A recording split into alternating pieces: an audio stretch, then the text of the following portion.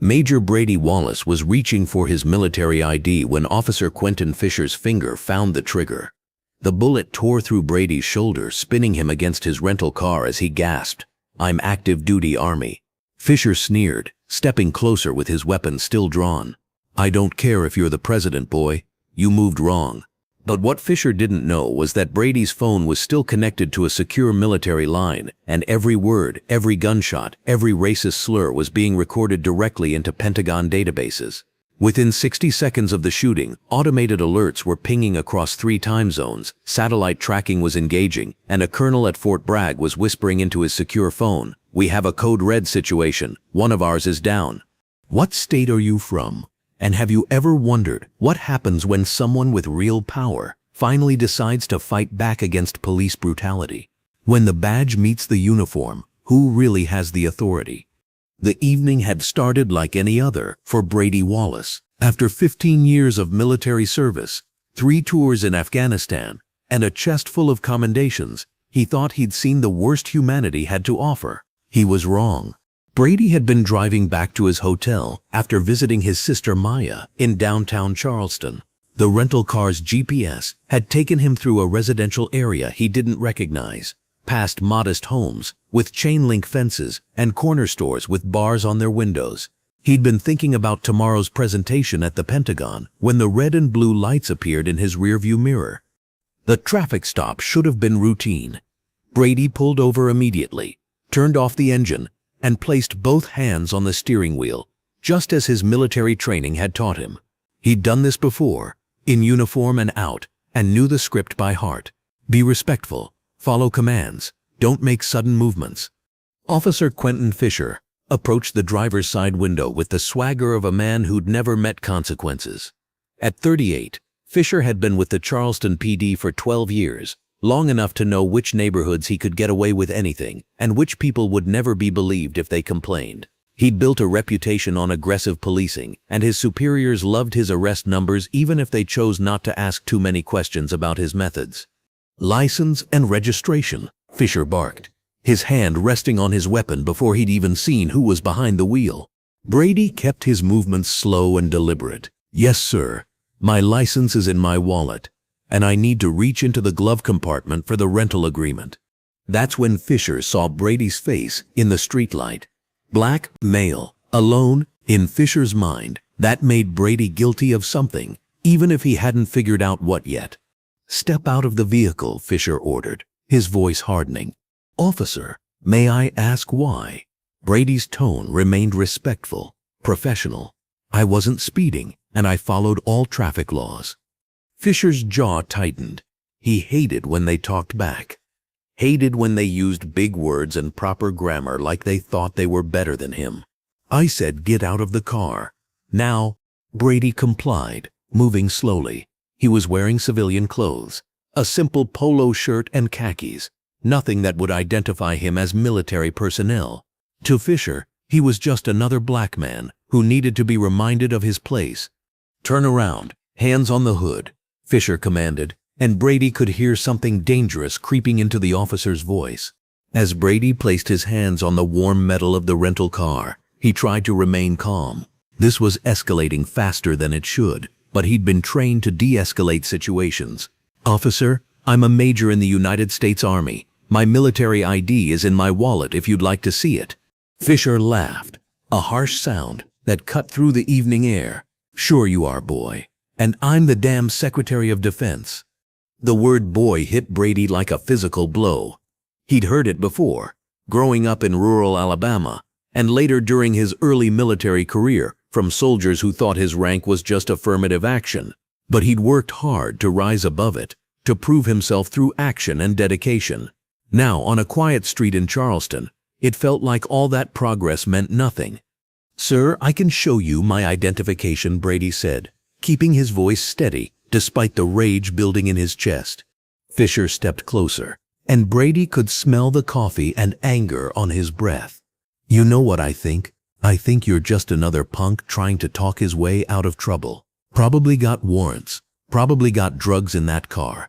Brady's phone, which had been on the dashboard connected to a hands-free military communication app, was still active, The secure line was designed to maintain connection even during emergencies, and right now, it was transmitting everything directly to the Pentagon's communication monitoring system.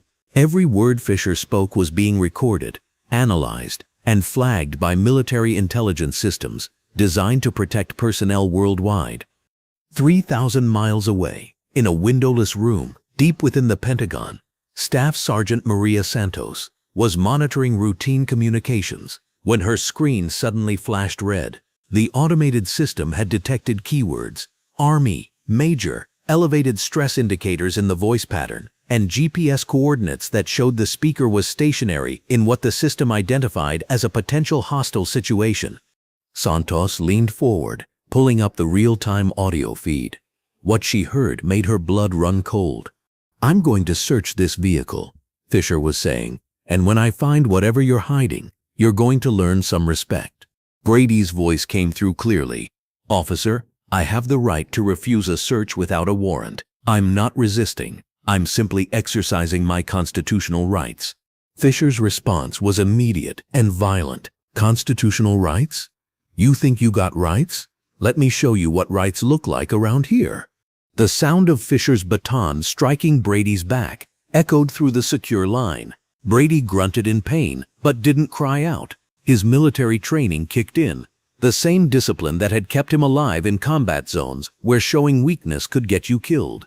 "Sir, I am not resisting," Brady managed, his voice strained but still professional. "I am a United States Army major, and I request you contact my commanding officer." Fisher struck him again, this time across the shoulders. "Army major, you're nothing but another black thug trying to run a con. I've heard it all before." In the Pentagon, Santos was already on her second phone, connecting to the duty officer while keeping the audio feed open. "Colonel Morrison, we have a situation. Active duty major under assault by local law enforcement. Charleston, South Carolina. Audio is live." Colonel Patricia Morrison had been in the military for 25 years. She'd commanded troops in Iraq, managed crisis situations across 3 continents, and had zero tolerance for anyone who threatened her soldiers. When she heard Fisher's voice calling one of her officers a black thug, something cold and deadly settled in her chest. "Patch me through to General Hayes immediately," Morrison ordered, "and get me everything we have on this officer and his department. I want his service record, disciplinary history, and every complaint ever filed against him." Back on the Charleston street, Fisher was escalating. "You want to see your commanding officer? Here's your commanding officer." He shoved Brady harder against the car. "I'm the law here, understand? Not you, not your fake army story, not your constitutional rights." Brady closed his eyes and focused on his breathing. He'd survived roadside bombs and firefights, had led men through some of the most dangerous terrain in Afghanistan. He wasn't going to let some corrupt cop break him on a quiet street in his own country. "I understand you believe you have authority here," Brady said carefully, "but assaulting a federal employee is a federal crime, regardless of your jurisdiction." Fisher's face twisted with rage. In his 12 years on the force, no one had ever spoken to him like this. The black men he'd beaten down before had begged, pleaded, or fought back in ways that justified whatever he did to them. But this one was talking like he actually believed he had rights, like he thought he was equal. "Federal employee?" Fisher laughed, but there was no humor in it. "You're about to be a federal prisoner when I find the drugs you're hiding." Brady felt Fisher's hands roughly searching his pockets, and when Fisher found Brady's wallet, he pulled it out with violent satisfaction. But when he opened it and saw the military ID card, Brady felt the officer's hands freeze. The ID was unmistakable. Brady Wallace, Major, United States Army. Current assignment, Pentagon Strategic Planning Division. Security clearance, top secret. For a moment, Fisher just stared at the card. Then, instead of backing down, instead of apologizing, something darker took over. If anything, seeing proof that Brady was telling the truth made Fisher angrier. Here was a black man who had actually made something of himself, who had rank and authority that Fisher would never achieve, who wore his accomplishments like armor against the kind of treatment Fisher was used to dishing out. "Well, well," Fisher said, his voice dropping to a dangerous whisper. "Look what we have here. A real live military officer. You think this little card makes you special? You think this gives you the right to disrespect me? Brady's heart sank. He'd hoped that seeing his ID would de-escalate the situation, would remind Fisher that they were both servants of the same country. Instead, it seemed to have made everything worse. "Officer, I've shown nothing but respect," Brady said. "I've followed all your commands. I've remained calm, and I've identified myself properly. I'm asking you, as one professional to another, to let me contact my commanding officer."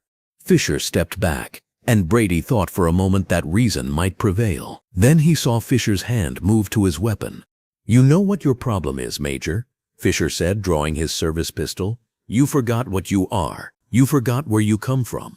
You think that uniform, that rank, that fancy education changes what I see when I look at you?"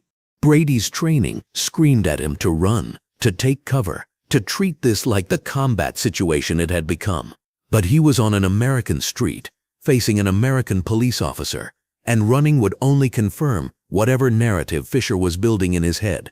"Officer Fisher," Brady said, reading the name tag for the first time, "I am unarmed. I am not threatening you. There is no justification for drawing your weapon." Fisher's eyes were wild now, filled with a hatred that went deeper than this traffic stop, deeper than this single night. It was the hatred of a man who'd spent his entire life being told he was special because of his uniform, only to meet someone who actually was special, who had earned respect instead of demanding it. "Justification?" Fisher spat. "I don't need justification. I am the justification. When I say you're a threat, you're a threat. When I say you're resisting, you're resisting." In the Pentagon, Colonel Morrison was listening to every word, while military attorneys and intelligence analysts worked frantically around her. General Hayes had been briefed and was now en route to the Situation Room. The Attorney General's office had been notified. Federal agents in Charleston were being mobilized. But all of that would take time, and Brady Wallace was running out of time fast. Fisher raised his weapon, pointing it directly at Brady's chest. "You want to show me that ID again, Major? Reach for it. Reach for your wallet real slow." Brady understood immediately. This was the setup. Fisher was creating his justification in real time on a live recording that was being transmitted to the highest levels of the American military. If Brady reached for his wallet, Fisher would claim he was reaching for a weapon. If Brady refused, Fisher would claim he was being non-compliant. It was a trap with no escape, designed by a man who'd probably used the same trick dozens of times before, on people who didn't have Brady's training, didn't have his discipline, didn't have his direct line to the Pentagon. "Officer," Brady said quietly, "my hands are visible. I am not reaching for anything. I am not moving. You are being recorded." Fisher's laugh was the sound of a man who'd heard that threat before and knew it meant nothing. "Recorded by who? Your imaginary army friends? Your pretend commanding officer?" What Fisher didn't know was that his question was about to be answered. Brady's phone, still connected to the Pentagon, suddenly crackled with an incoming transmission. A voice cut through the night air, calm, professional, and carrying the unmistakable authority of someone who was used to being obeyed. "Officer Fisher, this is Colonel Patricia Morrison, United States Army. You are currently assaulting a federal employee while under active surveillance by military intelligence. I am ordering you to holster your weapon and step away from Major Wallace immediately." Fisher's face went white. He looked around frantically, trying to figure out where the voice was coming from, how they knew his name, how they knew what was happening. "This is Colonel Morrison," the voice continued. "Major Wallace's communication device has been transmitting this entire encounter to Pentagon security. Every word you have spoken, every action you have taken has been recorded and is being reviewed by federal authorities. You are currently in violation of multiple federal statutes." For a moment, Fisher seemed to deflate. The reality of what he'd walked into began to sink in. This wasn't just another traffic stop. This wasn't just another black man he could brutalize without consequences. This was a federal employee with direct communication to the highest levels of military command. But instead of backing down, instead of holstering his weapon and walking away, Fisher made the choice that would destroy his life and change everything that came after. "I don't care who you are," he shouted at the phone. "I don't care about your Pentagon, your military, your federal this and that. This is my jurisdiction, my street, my rules." And then, with Colonel Morrison listening, with military intelligence recording, with federal systems documenting everything in real time, Quentin Fisher pulled the trigger. The gunshot echoed through the Pentagon Situation Room like thunder. Brady's scream of pain was transmitted in crystal clear digital audio to a room full of military officers who had spent their careers protecting American soldiers from foreign enemies, only to watch helplessly as one of their own was shot by the very people sworn to serve and protect. Brady collapsed against the rental car, clutching his shoulder where Fisher's bullet had torn through muscle and bone. Blood spread across his polo shirt, dark and warm in the streetlight. Fisher stood over him, weapon still drawn, and spoke directly to the phone. "You want him back? Come and get him." In the Pentagon, alarms began sounding. Red lights flashed across multiple computer screens. General Hayes burst into the Situation Room, took one look at the readouts, and issued an order that hadn't been given in decades. "This is now a federal incident. I want every asset we have focused on Charleston, South Carolina. I want federal agents, military police, and Justice Department officials mobilized immediately, and I want that officer in federal custody within the hour." Colonel Morrison was already coordinating with the Attorney General's office, the FBI, and the Department of Justice. Military lawyers were preparing federal charges. Intelligence analysts were pulling every piece of data they could find on Quentin Fisher and the Charleston Police Department. But most importantly, military medical personnel were being dispatched to treat Major Brady Wallace, who was bleeding on a Charleston street while his department fought to save his life from 3,000 miles away. As Brady lay against the car, fighting to stay conscious, he could hear Colonel Morrison's voice through his phone, calm and reassuring, despite the chaos erupting around her. "Major Wallace, this is Colonel Morrison. Medical assistance is en route. Federal agents are mobilizing. You are not alone, soldier. We're coming for you."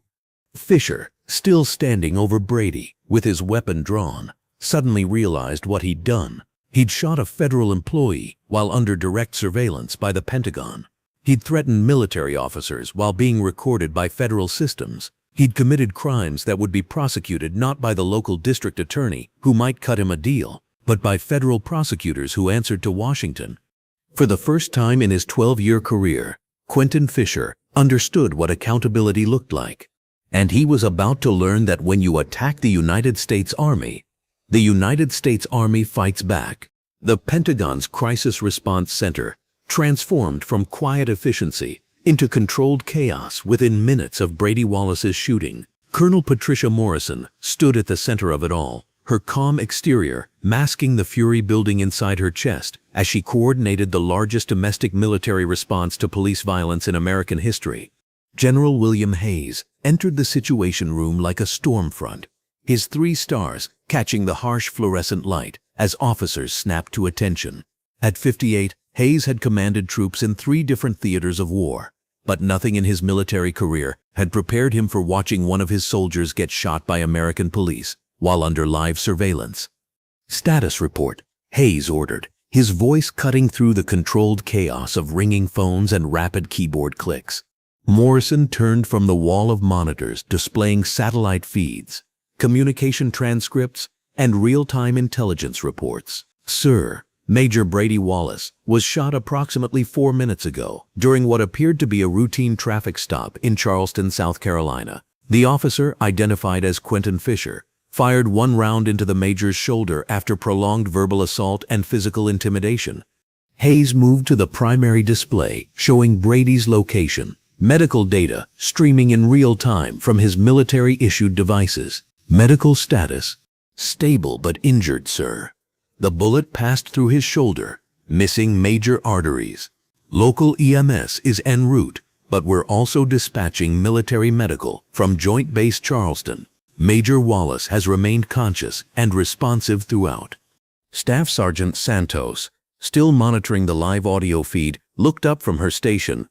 "Sir, the officer is still on scene. He's made no attempt to render medical aid, and he's been making additional threatening statements. Hayes leaned over Santos's station, listening to Fisher's voice crackling through the secure communication line. What he heard made his jaw tighten visibly. Fisher was standing over Brady, weapon still drawn, speaking loud enough for the phone to pick up every word. "You military boys think you're so special? Think your fancy uniforms make you better than real Americans? This is what happens when you forget your place." The general's hands clenched into fists. In 35 years of military service, he'd never heard an American law enforcement officer speak to one of his soldiers with such contempt. "Get me everything we have on this Fisher character. Service record, disciplinary history, complaints, lawsuits, everything."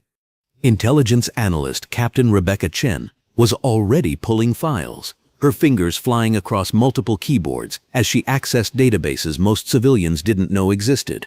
"Sir, Officer Quentin Fisher, Charleston PD, 12 years of service, 17 officer-involved shootings, all ruled justified by internal affairs, 23 excessive force complaints, all dismissed or marked as unfounded, 3 federal civil rights investigations, all closed without charges."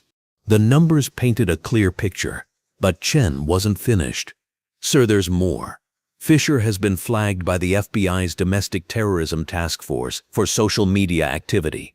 Posts supporting white nationalist groups, sharing content about urban warfare and enemy infiltration of the military. He's been under informal surveillance for 8 months. Morrison felt her stomach drop. "Are you telling me this officer has been identified as a potential domestic terrorist and he's still carrying a badge and gun?" "Yes, ma'am." The local department was apparently never notified of the federal investigation. Hayes turned to face the room, his voice carrying the authority of someone accustomed to making life and death decisions. "This stops now.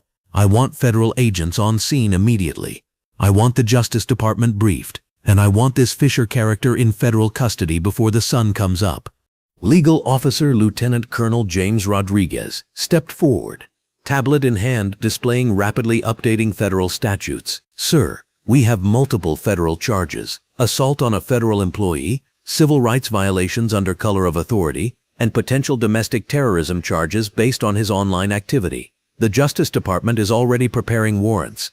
Morrison was coordinating with multiple agencies simultaneously, her training in crisis management evident in every clipped, efficient communication. FBI Field Office Charleston is mobilizing. Federal marshals are en route. Military police from Joint Base Charleston have been activated under federal authority. On the main display, Brady's vital signs showed elevated heart rate and blood pressure, but he remained stable. More importantly, his communication device was still transmitting, allowing the Pentagon to monitor the situation in real time. Through the audio feed, they could hear Brady's voice, weak but steady. "Officer Fisher, I need medical attention. The bleeding isn't stopping." Fisher's response chilled everyone in the room. "Maybe you should have thought about that before you decided to disrespect me. Maybe this will teach your people some humility." General Hayes had heard enough. He stepped to the primary communication console and opened a direct channel to the Charleston scene. His voice, when it came through Brady's phone, carried 3 decades of command authority. "Officer Fisher, this is General William Hayes, United States Army. You have shot one of my soldiers during an unlawful detention. You are currently in violation of federal law, and federal agents are en route to your location. I am ordering you to holster your weapon and provide medical assistance to Major Wallace immediately." Fisher's laugh came through the speakers, bitter and defiant. "General, Admiral, President, I don't care. This is my city, my jurisdiction. Your boy here learned what happens when people don't show proper respect." The room fell silent. Military personnel exchanged glances that spoke volumes about what they'd just heard. Fisher wasn't just attacking Brady Wallace. He was attacking the entire military command structure. Morrison leaned into her headset, coordinating with federal agencies. "Justice Department confirms federal warrants are being issued. FBI Charleston Field Office has units rolling. ETA 12 minutes. Intelligence continued flowing in as Chen accessed deeper databases. "Sir, Fisher's pattern is becoming clear. 17 of his 23 excessive force complaints involved black men between the ages of 25 and 45. 16 were military veterans or active duty personnel, Hayes stopped moving. "Repeat that, Captain." "Sir, Officer Fisher appears to have been specifically targeting military personnel. The FBI files show he's been accessing veteran databases, cross-referencing addresses with his patrol routes. This wasn't random. He's been hunting our people." The implications hit the room like a shockwave. This wasn't just police brutality or even a hate crime. This was a systematic campaign against military personnel by someone sworn to protect and serve. Rodriguez was already on his phone with the Attorney General's office. "Sir, Justice is escalating this to domestic terrorism. They're treating it as an attack on federal infrastructure." Morrison pulled up Fisher's social media history on the main display. The room watched in growing horror as posts scrolled by. Photos of Fisher at the shooting range, with targets depicting soldiers, memes about military snowflakes, conspiracy theories about foreign infiltration of the armed forces. "How did this man keep his badge?" Morrison asked. But she already knew the answer.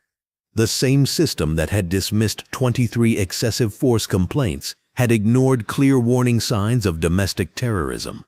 Through the audio feed, they could hear sirens approaching. Local EMS was finally arriving on scene, but Fisher wasn't backing down. "Officer Fisher," Brady's voice came through, weak but still professional. "The paramedics are here. I need you to step back so they can provide medical care." Fisher's response was immediate and violent. "Nobody moves until I say so. This is still my scene." The EMS personnel could be heard arguing with Fisher, demanding access to the wounded man. But Fisher was holding them back, using his authority to prevent Brady from receiving medical care. Hayes picked up the secure phone, connecting directly to the president's situation room. Some decisions required the highest level of authorization. "This is General Hayes. I need to speak with the president immediately. We have a domestic terrorism situation involving an attack on military personnel." While Hayes briefed the White House, Morrison coordinated the multi-agency response. FBI agents were 8 minutes out. Military medical was 6 minutes out. Federal marshals were mobilizing from 3 different locations. But Brady Wallace was losing blood with every passing second, and Fisher was preventing paramedics from treating him. Chen looked up from her intelligence station, her face pale. "Colonel, there's something else. Fisher isn't acting alone. I'm seeing coordination with other officers on encrypted channels. This appears to be organized." Morrison felt the bottom drop out of her stomach. How many others? At least 6 officers in the Charleston department, possibly more in surrounding jurisdictions. They've been sharing information about military personnel movements, coordinating patrol schedules to maximize contact opportunities. The scope of the conspiracy was becoming clear. This wasn't one rogue cop. It was a network of domestic terrorists using their badges to target American soldiers. General Hayes returned from his presidential briefing with new authority. "The President has authorized federal intervention under the Insurrection Act. We now have full authority to protect military personnel from domestic threats. Justice Department is taking over the Charleston Police Department effective immediately." Through the audio feed, they could hear new voices arriving on scene. Federal agents had reached Brady's location. "FBI, Charleston Field Office. Officer Fisher, holster your weapon and step away from the victim." Fisher's voice turned desperate. "This is my jurisdiction. You have no authority here." Special Agent Sarah Chen's voice came through clearly. "Officer Fisher, you are under arrest for assault on a federal employee, civil rights violations, and domestic terrorism. You have the right to remain silent." The sound of Fisher's weapon hitting the pavement echoed through the Pentagon Situation Room. Finally, after 15 minutes of holding Brady at gunpoint, Quentin Fisher was in federal custody. Paramedics immediately moved in to treat Brady, and his vital signs began stabilizing as proper medical care was administered. But the crisis was far from over. Morrison was coordinating with Charleston FBI when another alert flashed across their screens. Chen's voice cut through the room. "Sir, we have additional targets. 6 more military personnel in the Charleston area have been flagged as high risk. The conspiracy extends beyond Fisher." Hayes turned to address the entire room. All military personnel in the Charleston area are now under federal protection. I want security details assigned immediately, and I want every officer in Fisher's network identified and neutralized." Rodriguez looked up from his legal briefs. "Sir, Justice Department is preparing to invoke RICO statutes. They're treating this as organized crime with terrorism enhancements." The wall of monitors now showed a complex web of connections. Fisher and his co-conspirators, their targets, their communication networks, their financial connections. What had started as one racist cop shooting one soldier had revealed a domestic terrorist cell operating within law enforcement. "Colonel Morrison," Hayes said, his voice carrying new urgency, "I want you to personally oversee this operation. The military has been under attack, and we're going to respond accordingly." Morrison nodded, understanding the full weight of what Hayes was asking. This wasn't just about justice for Brady Wallace anymore. This was about protecting every American soldier from domestic enemies who had infiltrated law enforcement. "Sir, what about the Charleston Police Department? How deep does this go?" Chen pulled up organizational charts, showing Fisher's connections throughout the department. "Colonel, at least 30% of the department has some connection to this network. Some are active participants, others are just willfully ignorant." Hayes studied the charts, his expression growing grimmer by the minute. "Then we clean house. All of it. Justice Department takes over operations, federal oversight for all personnel decisions, and complete restructuring under federal authority." Through the audio feed, they could hear Brady being loaded into an ambulance, his voice weak but grateful. "Thank you for not giving up on me." Agent Chen's response carried the weight of the federal government. "Major Wallace, this is just the beginning. We're going to make sure this never happens to another soldier." As the ambulance carrying Brady Wallace headed toward the hospital, the Pentagon's response was just beginning. What Quentin Fisher had intended as a simple act of racist violence had triggered the largest federal law enforcement response to police corruption in American history. General Hayes looked around the room at his staff, all of them working frantically to protect American soldiers from domestic enemies. "Ladies and gentlemen, we have a war to fight, and this time the enemy is wearing badges instead of uniforms." The war for accountability had begun, and the United States military wasn't planning to lose. Dawn was breaking over Charleston when Special Agent Sarah Chen arrived at the Medical University of South Carolina Hospital, where Major Brady Wallace was recovering from surgery. The federal takeover of what should have been a simple traffic stop had transformed a single hospital room into the nerve center of the largest domestic terrorism investigation in South Carolina's history. Brady was awake when Agent Chen entered, his shoulder wrapped in surgical bandages, but his eyes alert and focused. Despite everything he'd endured, his military bearing remained intact. Chen had seen enough trauma victims to recognize real strength when she encountered it. "Major Wallace, I'm Special Agent Sarah Chen, FBI. How are you feeling?" Brady shifted carefully in his hospital bed, wincing slightly at the movement. "Agent Chen, thank you for coming. I've been better, but I've been worse too." "Is Fisher in custody?" "He is. Federal custody. Multiple charges including domestic terrorism. But Major, I need to ask you some difficult questions about what happened last night. The scope of this investigation has expanded significantly." Chen pulled out a tablet and voice recorder, settling into the chair beside Brady's bed. Outside the room, federal marshals stood guard, while military police coordinated security with hospital personnel. The protection wasn't just precautionary. Intelligence suggested Fisher's network might attempt to silence Brady before he could testify. "Major, walk me through the entire encounter, from the moment you were pulled over until federal agents arrived."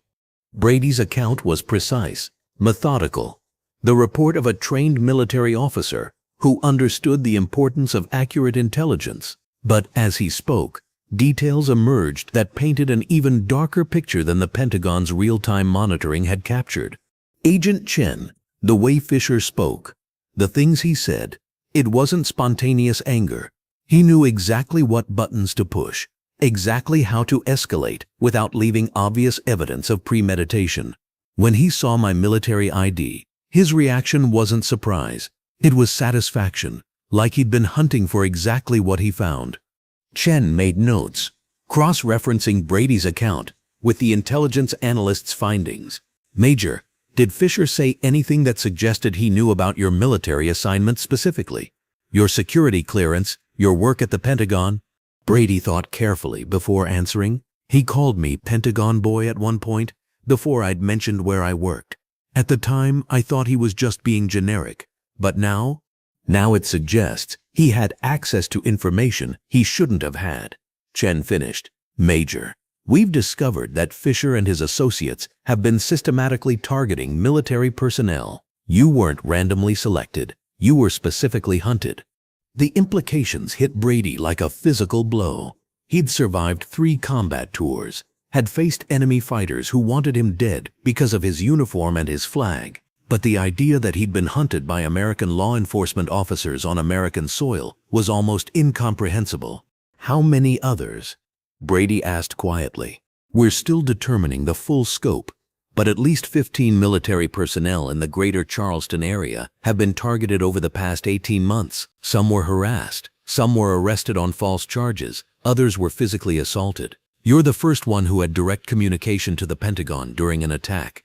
Chen showed Brady photographs on her tablet, faces of other soldiers, sailors, Marines, and airmen who had encountered Fisher or his associates.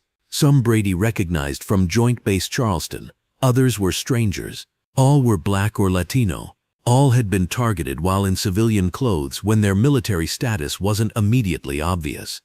This is Sergeant Marcus Thompson, Army National Guard, Chen said, pointing to one photo. Stopped by Fisher 6 months ago for suspicious behavior. While walking to his car after visiting his mother, Fisher broke his wrist during the arrest. Charges were dropped, but Thompson was too intimidated to file a complaint. The next photo showed a young woman in Navy dress blues. Petty Officer Lisa Rodriguez, Navy Intelligence. Fisher pulled her over 3 times in 2 weeks, each time claiming her car matched the description of a vehicle involved in drug trafficking. No charges were ever filed, but her security clearance was suspended, pending investigation of the incidents.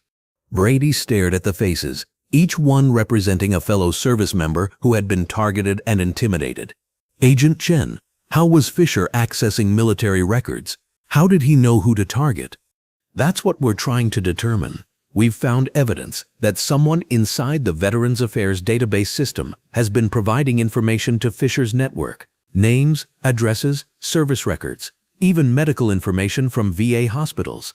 The scope of the betrayal was staggering. Not only had Fisher and his associates been hunting military personnel, but they'd had inside help from the very systems designed to support veterans and active duty personnel. Chen's phone buzzed with an urgent message. She read quickly, her expression growing grim. Major, we need to continue this conversation, but there's been a development.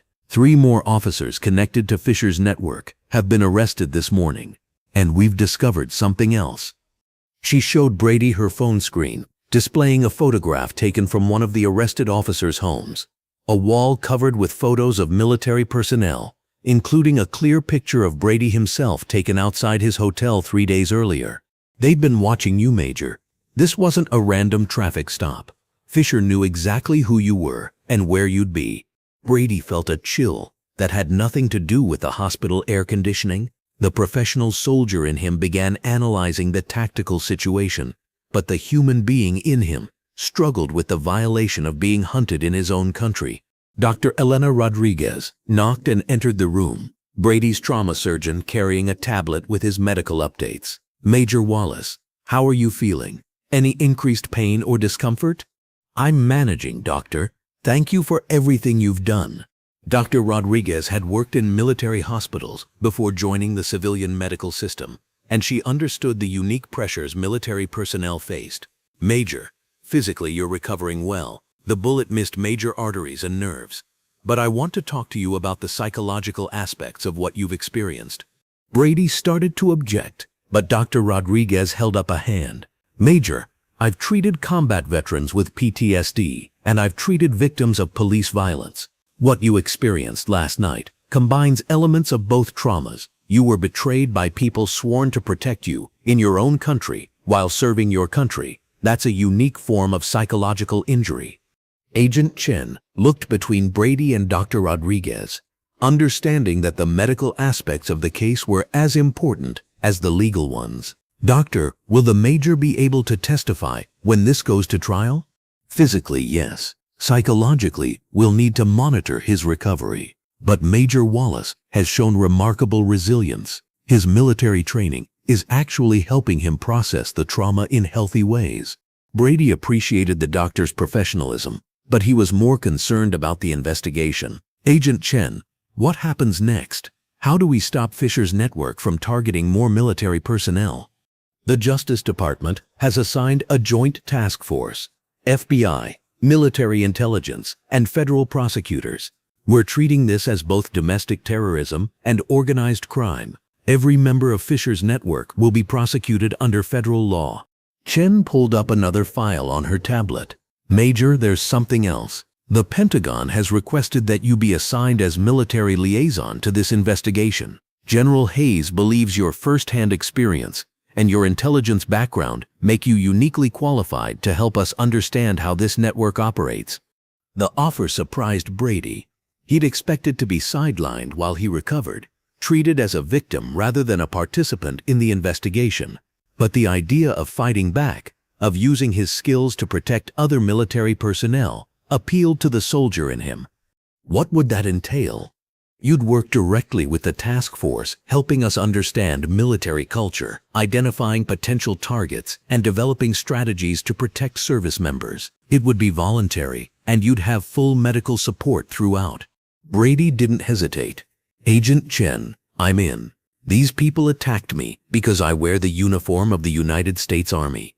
They attacked all of us. I want to make sure they never get the chance to do it again. Dr. Rodriguez made notes on her tablet. Major, if you're going to take on this assignment, I want regular psychological evaluations. What you experienced was traumatic, and working on the investigation could trigger additional stress responses. Understood, Doctor. But I've been trained to handle stress. And right now, the best therapy for me is making sure Fisher and his people face justice. Agent Chen's phone rang again, and she answered quickly. Brady could only hear one side of the conversation, but Chen's expression told him it was significant. Yes, sir. Federal courthouse, 1 hour. Yes, Major Wallace will be there if he's medically cleared. She hung up and turned to Brady. Major, that was the U.S. Attorney. Fisher's arraignment is this afternoon, and they want you there. Your presence sends a message that the military isn't backing down. Dr. Rodriguez checked Brady's chart. Medically, he can attend if he wants to, but I want him back here for observation afterward. Brady was already thinking about the logistics. Agent Chen, what about security? If Fisher's network is still operational, Major, you'll have more protection than most heads of state. Military police, federal marshals, FBI tactical teams. The entire federal government is invested in keeping you safe. As if on cue, Colonel Morrison's voice came through Agent Chen's radio. Agent Chen, this is Colonel Morrison, Pentagon Crisis Center.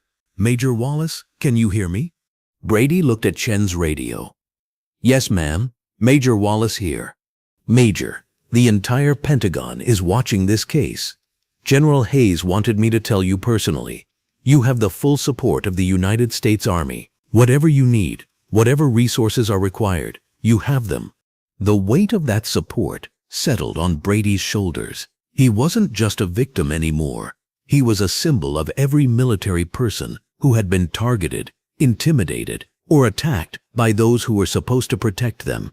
Colonel Morrison, thank you. I won't let the Army down. Major, you couldn't let us down if you tried. You've already shown more courage than most people will show in a lifetime. Now we're going to show Fisher and his network what happens when they attack American soldiers. Agent Chen gathered her materials, preparing to coordinate the afternoon's court appearance. Major, we'll have you transported to the courthouse in an armored vehicle. Federal marshals will handle all security. Your only job is to show up and let Fisher see that he didn't break you. Brady swung his legs over the side of the hospital bed, testing his mobility. The shoulder was stiff and painful, but functional. Agent Chen, Fisher made a mistake when he shot me. He thought he was silencing one soldier. Instead, he woke up the entire military. Dr. Rodriguez helped Brady into a clean shirt, careful not to disturb his bandages. "Major, you're about to walk into a courtroom and face the man who tried to kill you. Are you sure you're ready for that?" Brady looked out the hospital window at the Charleston skyline, thinking about all the military personnel who lived and worked in this city, all the people Fisher's network had targeted, all the future victims they could prevent. "Doctor, I've been ready for this fight my entire military career. I just didn't know the enemy would be wearing badges instead of foreign uniforms." As federal agents and military police coordinated Brady's security detail, he reflected on how quickly his life had changed. 24 hours ago, he'd been a Pentagon staff officer, heading home from a family visit. Now he was the key witness in a domestic terrorism case that would reshape how America protected its military personnel from internal threats. Fisher had pulled the trigger, thinking he was just putting another black man in his place. Instead, he'd triggered a federal response that would end his career, his freedom, and his entire network of conspirators. The war between accountability and corruption had begun, and Brady Wallace was ready to fight. The federal courthouse in Charleston had been transformed into a fortress. As Brady Wallace's armored transport approached the building, he could see federal agents positioned on rooftops, military police cordoning off streets, and metal detectors being operated by personnel he recognized from his Pentagon security briefings. This wasn't just a routine arraignment, it was a statement that the federal government would protect its own. Inside the courthouse, U.S. Attorney Margaret Torres was preparing for what would become the most significant domestic terrorism prosecution in South Carolina's history. Torres had built her reputation prosecuting organized crime and public corruption, but the Fisher case represented something entirely new, a systematic attack on military personnel by law enforcement officers who had sworn to protect and serve. "Agent Chin," Torres said as they reviewed the evidence files, "what's our strongest connection between Fisher and the broader network?" Chin spread photographs and documents across the conference table. Communications intercepts show Fisher was in regular contact with at least 8 other officers across 3 departments.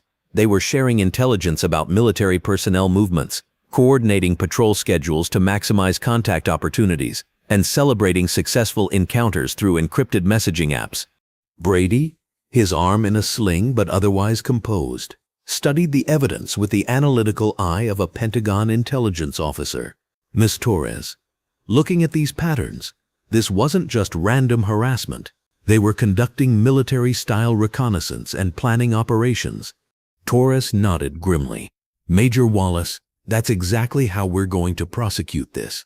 Under federal terrorism statutes, any organized attempt to intimidate or attack federal employees constitutes domestic terrorism. Fisher and his network aren't just dirty cops, they're enemy combatants operating on American soil." The evidence board showed connections spanning multiple states. Fisher's network had contacts in police departments from Florida to North Carolina, all sharing the same ideology. Military personnel, especially Black and Latino service members, represented a threat to traditional American values and needed to be controlled or eliminated. Dr. Marcus Freeman, the FBI's behavioral analyst assigned to the case, entered the conference room carrying psychological profiles of the arrested officers. "Agent Chen, I've completed preliminary assessments of the network members. What we're seeing isn't just racism, it's a sophisticated radicalization process, specifically targeting law enforcement officers with access to weapons and authority." Brady leaned forward, interested in the psychological analysis. "Doctor, how were they recruited? What made police officers turn against military personnel?" Dr. Freeman pulled up social media posts on his laptop. "Major, it started with online forums where officers complained about militarization of civilian law enforcement. The narrative gradually shifted to portraying actual military personnel as threats to police authority. Fisher and his recruiters exploited existing racial prejudices and added anti-military sentiment. The posts were disturbing in their progression. Early messages focused on equipment and tactics, but gradually evolved into dehumanizing language about service members, particularly those of color. Veterans were described as ticking time bombs, active duty personnel as government enforcers, and military families as security threats. Agent Chen highlighted specific communications. Ms. Torres, this encrypted chat shows Fisher and his associates planning what they called educational encounters with military personnel. They were specifically targeting service members who they believed would be isolated and vulnerable. Brady recognized the tactical thinking behind the targeting. They were applying military principles against military personnel. Isolate the target, control the environment, eliminate witnesses, and maintain operational security. Fisher wasn't just a racist cop. He was conducting asymmetric warfare against his own countrymen. Torres made notes for her opening statement. Major Wallace, that analysis will be crucial for the jury. We need them to understand that this wasn't random violence. It was planned, coordinated, and designed to terrorize American military personnel into submission. Dr. Freeman showed additional evidence of the network's sophistication. They had detailed profiles of potential targets, including service records, home addresses, family information, and daily routines. Major Wallace, they knew your Pentagon assignment, your hotel location, and your visiting schedule 3 days before the traffic stop. The revelation hit Brady hard. He'd been professionally hunted by people who had access to law enforcement databases and federal information systems. Doctor, how did they get access to classified military information? Agent Chen pulled up another file. We've traced the leak to a contractor at the Veterans Affairs Database Center. Dennis Murphy, former military police, discharged for disciplinary reasons in 2018. He's been systematically accessing and selling military personnel information to Fisher's network for over a year. The scope of the betrayal continued to expand. Military personnel were being targeted, not just by corrupt police officers, but by someone who had once worn the same uniform, taken the same oath, and sworn to protect the same values. Torres was building her prosecution strategy around the systematic nature of the conspiracy. Major Wallace, we need you to understand something. When you testify, you're not just speaking for yourself. You're speaking for every service member who has been targeted, intimidated, or attacked by this network. Brady understood the weight of that responsibility. Ms. Torres, what about the other victims? Are they willing to testify? Agent Chen had been coordinating with victims across multiple states. Some are. Sergeant Thompson has agreed to testify about his broken wrist. Petty Officer Rodriguez will testify about the harassment that damaged her security clearance. But others are still too intimidated or don't trust the system to protect them. The fear was understandable. Fisher's network had operated with impunity for years, protected by blue wall solidarity and a justice system that rarely held police officers accountable. Even with federal intervention, victims worried about retaliation from officers who might escape prosecution. Dr. Freeman addressed the psychological impact on victims. Major Wallace, what we're seeing is a form of institutional betrayal trauma. These service members were attacked by the very people they expected to protect them in their home country. The psychological damage goes beyond the physical violence. Brady thought about his own reaction to the shooting. Despite his military training and combat experience, being betrayed by American law enforcement had shaken his fundamental assumptions about safety and security at home.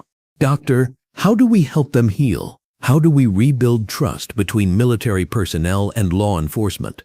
Accountability is the first step, Dr. Freeman replied. Victims need to see that the system can and will protect them. Your willingness to testify, to stand up to Fisher in court, gives others permission to do the same.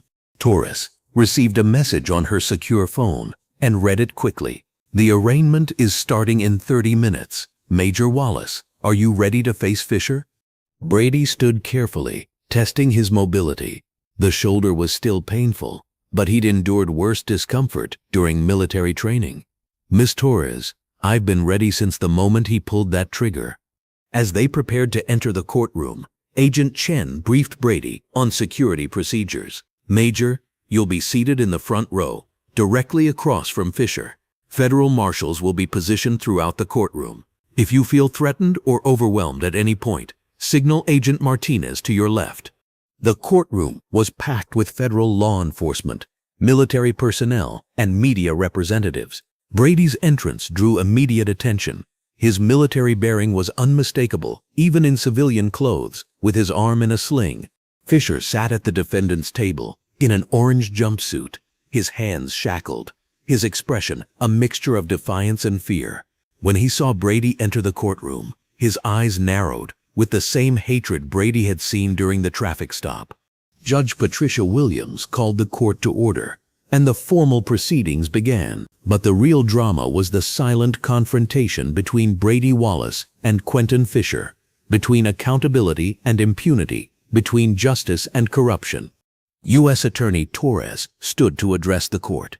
Your Honor, the United States charges the defendant Quentin Fisher with domestic terrorism, assault on a federal employee, civil rights violations under color of authority, and conspiracy to commit acts of terrorism against military personnel. Fisher's defense attorney tried to minimize the charges. Your Honor, this is a simple excessive force case, being blown out of proportion for political reasons. Officer Fisher made a split-second decision during a dangerous encounter. Brady felt his jaw tighten at the defense attorney's characterization. There had been nothing split-second about Fisher's 15-minute campaign of intimidation and violence. Torres responded immediately. Your Honor, the government has evidence that Mr. Fisher and his co-conspirators have been systematically targeting military personnel for over 18 months. This was not a split-second decision. This was a planned attack on a United States Army major. Judge Williams reviewed the initial evidence presentations, her expression growing more serious as the scope of the conspiracy became clear. Mr. Fisher, you are charged with serious federal crimes. How do you plead? Fisher stood, his shackles rattling. For a moment he looked directly at Brady, and in that moment Brady saw something that chilled him. No remorse, no recognition of wrongdoing, only anger at being caught. Not guilty, Your Honor. The plea was expected, but hearing Fisher deny responsibility while staring at the man he'd shot felt like another attack. Brady remained composed, but inside, he was processing the full reality that Fisher felt justified in everything he'd done. Judge Williams set bail at $5 million, citing the defendant's danger to the community and flight risk. Fisher's expression crumbled as he realized he wouldn't be going home. As the arraignment concluded, Brady stood to leave, making deliberate eye contact with Fisher one final time. The message was clear. Brady Wallace was not intimidated, not broken, and not backing down. Outside the courthouse, Torres briefed the media while Brady stood beside her, visible proof that the government was taking the case seriously. This prosecution sends a clear message. Attacks on military personnel will be met with the full force of federal law enforcement. Brady stepped to the microphone, his voice steady and strong. I stand here today not just as a victim, but as a representative of every service member who has faced discrimination, intimidation, or violence from those sworn to protect us. We will not be silenced, we will not be intimidated, and we will see justice done. The statement made national news within hours. Military personnel across the country finally had a voice. Someone willing to stand up to the corruption that had targeted them for too long. Agent Chen was already coordinating additional investigations based on evidence seized from Fisher's network. Major Wallace, we've identified pattern matches in 17 other cases across 4 states. Officers who attended the same training seminars as Fisher used similar language in their reports and targeted military personnel using identical tactics. Brady understood the implications. Agent Chen, you're telling me this network is larger than we initially thought? Major. Much larger. Fisher appears to be one cell leader in a network that spans multiple states and possibly includes foreign funding sources. The communications we intercepted reference payments from overseas accounts and coordination with groups we haven't identified yet. Torres was briefing federal prosecutors in other jurisdictions. Major Wallace, the Justice Department is opening investigations in 6 states based on the evidence we've collected. Your case has exposed what appears to be the largest domestic terrorism network targeting military personnel in American history. The scope continued to expand as analysts reviewed seized communications and financial records. Brady's shooting hadn't just exposed one corrupt cop, It had revealed an organized conspiracy against American military personnel that reached far beyond Charleston. Dr. Freeman was analyzing communication patterns from the broader network. Major Wallace, the psychological profiles suggest this organization has been operating for at least 3 years, possibly longer. They've been systematically identifying, targeting, and attacking military personnel while maintaining the appearance of legitimate law enforcement activities. Brady felt the weight of representing not just his own experience, but potentially hundreds of military personnel who had been targeted by this network. Doctor, how many victims are we talking about? Based on preliminary analysis, potentially hundreds of incidents across multiple states, traffic stops, false arrests, excessive force complaints, and what appear to be several suspicious deaths that were ruled justified by local authorities. The revelation that military personnel may have been murdered by this network added urgency to the investigation. Brady understood that his survival and the Pentagon's intervention had potentially saved countless lives by exposing the conspiracy. Agent Chen received updates from FBI field offices that were reviewing cold cases involving military personnel. Major Wallace, we're reopening investigations into 12 suspicious deaths of service members during police encounters over the past 3 years. All involved officers who had connections to Fisher's network. Brady thought about the families who had lost loved ones to what they believed was police brutality, never knowing their service members had been murdered by domestic terrorists. Agent Chen, how do we tell families that their loved ones were killed by organized terrorists, not individual bad cops? Torres understood the complexity of those conversations. Major, we're working with victim advocates and military chaplains to provide support when we contact families. Many of them suspected something was wrong, but couldn't prove it. Your case gives them the evidence they need for closure and justice. As they left the courthouse, Brady reflected on how his case had evolved from a single incident of police brutality to exposure of a domestic terrorism network. His willingness to testify and the Pentagon's surveillance capabilities had combined to reveal a threat that had been hiding in plain sight for years. Agent Chen, Brady said, when Fisher pulled that trigger, he thought he was silencing one soldier. Instead, he exposed a conspiracy that threatened every military person in America. Chen smiled grimly. Major, Fisher's biggest mistake was choosing the wrong victim. You had direct communication to the Pentagon, the training to survive his attack, and the courage to fight back. He picked someone who could destroy his entire network. The investigation was far from over, but Brady felt confident that justice would be served for every military person who had been targeted by Fisher's network. The arraignment was just the beginning of a legal process that would dismantle domestic terrorism and restore trust between military personnel and law enforcement. As Brady returned to the hospital for his evening medical check, he carried with him the knowledge that his suffering had meaning, his survival had purpose, and his testimony would protect countless fellow service members from the kind of attack he had endured. The war between accountability and corruption was far from over. But today had shown that when American institutions work together, military intelligence, federal law enforcement, and civilian justice, even the most sophisticated domestic terrorist networks could be exposed and defeated. Fisher had tried to silence Brady Wallace with a bullet. Instead, he had given Brady a platform to protect every American soldier from the enemies operating within their own country's institutions. 3 days after Fisher's arraignment, the investigation exploded beyond anything the FBI had initially imagined. What began as one racist cop shooting one soldier had unraveled into the largest domestic terrorism network targeting military personnel in American history.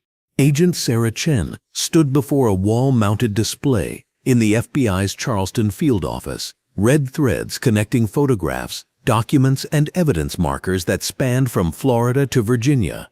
The network was more extensive, more organized, and more dangerous than anyone had predicted. Major Wallace, Chen said as Brady entered the briefing room, "What you're about to see will fundamentally change how we understand the threat facing military personnel in this country." Brady, his shoulder healing, but his resolve stronger than ever, studied the evidence board with the analytical mind of a Pentagon intelligence officer. The connections were immediately apparent. This wasn't just a loose collection of racist cops, but a sophisticated organization with hierarchical structure, coordinated operations, and strategic objectives. Agent Chen. This looks like a military organizational chart. They've got operational cells, communication protocols, and what appears to be a command structure.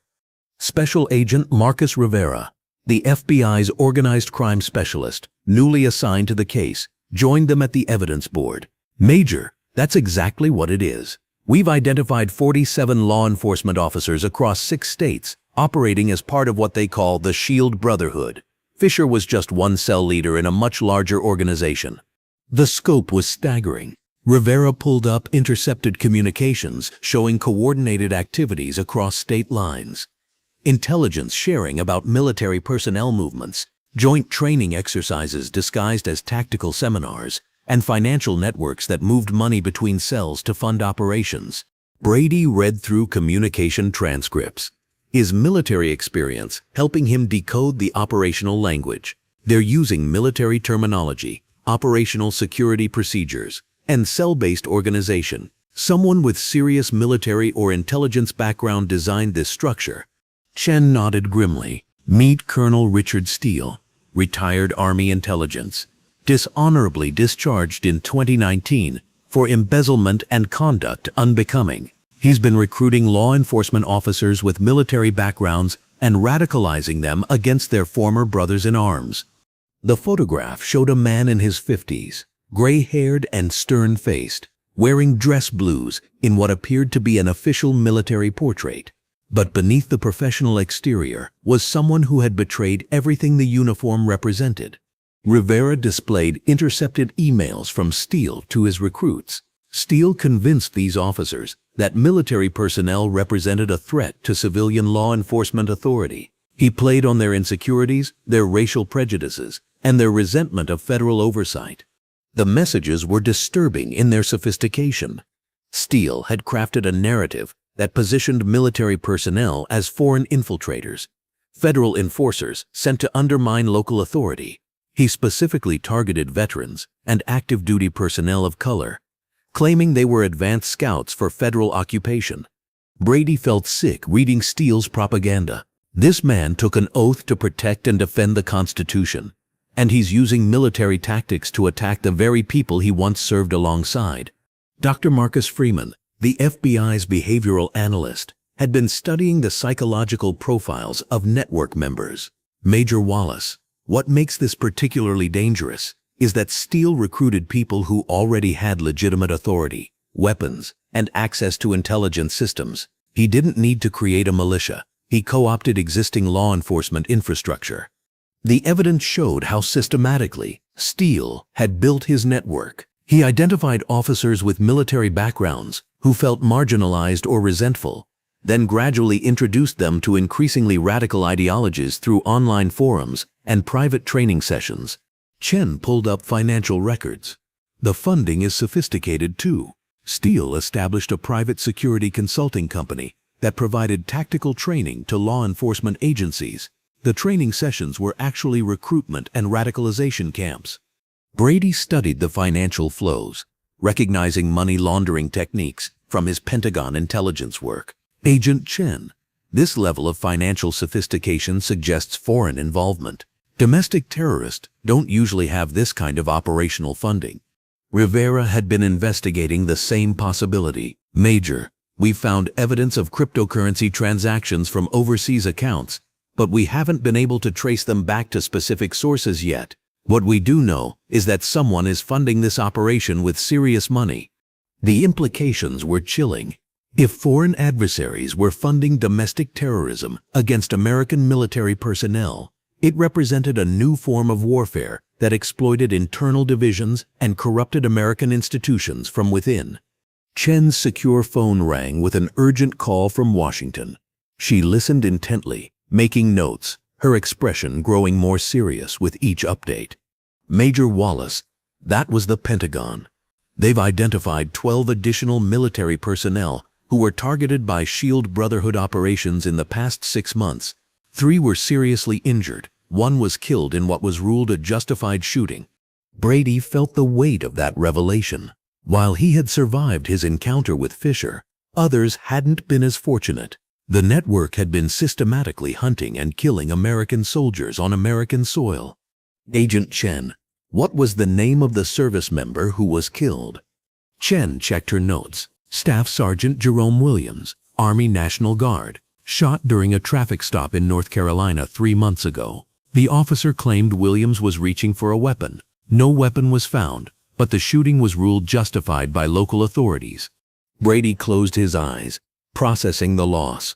Jerome Williams had been someone's son, someone's brother, someone who had sworn the same oath Brady had sworn, and he'd been murdered by people who should have protected him.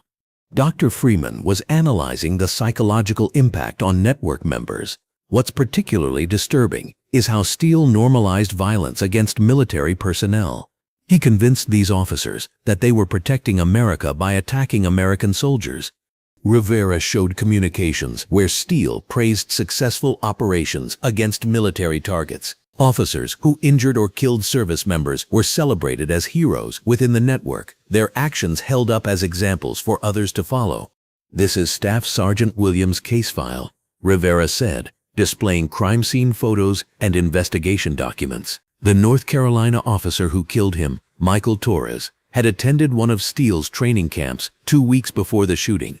Brady studied the evidence, his analytical mind working through the tactical implications. "Agent Rivera, if we can establish that Torres received specific training on how to target military personnel, we can connect Williams' murder directly to Steele's conspiracy." Chen was already coordinating with federal prosecutors. "Major, the Justice Department is reopening every case involving military personnel who were injured or killed by law enforcement officers who attended Steele's training programs. We're looking at potentially dozens of wrongful deaths."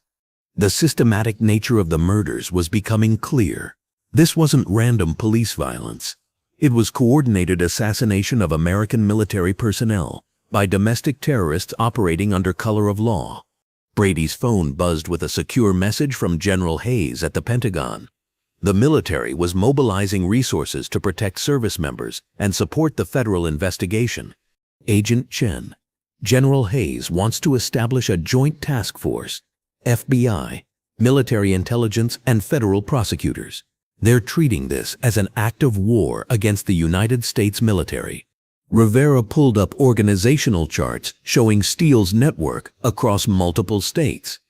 "Major, if we're going to dismantle this organization, we need to coordinate arrests across 6 states simultaneously. Any delay gives them time to destroy evidence or disappear." Chen was coordinating with FBI field offices nationwide. "We're planning coordinated raids for tomorrow morning. 47 arrests, seizure of all communications equipment, and federal charges for everyone involved." Brady understood the military implications of the operation. "Agent Chen, what about operational security? If word leaks about the raids, Steele's people will go underground or attempt to eliminate witnesses."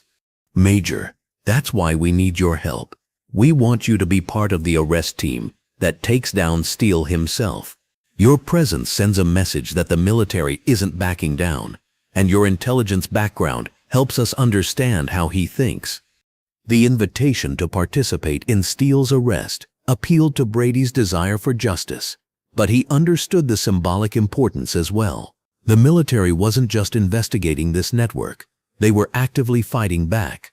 Dr. Freeman was concerned about the psychological impact on Brady. "Major, confronting Steele means facing the man who orchestrated the attack on you and dozens of other service members. Are you prepared for that emotionally?" Brady considered the question carefully. "Doctor, I've faced enemy combatants in Afghanistan who wanted to kill me because of my uniform. At least they were honest about their intentions.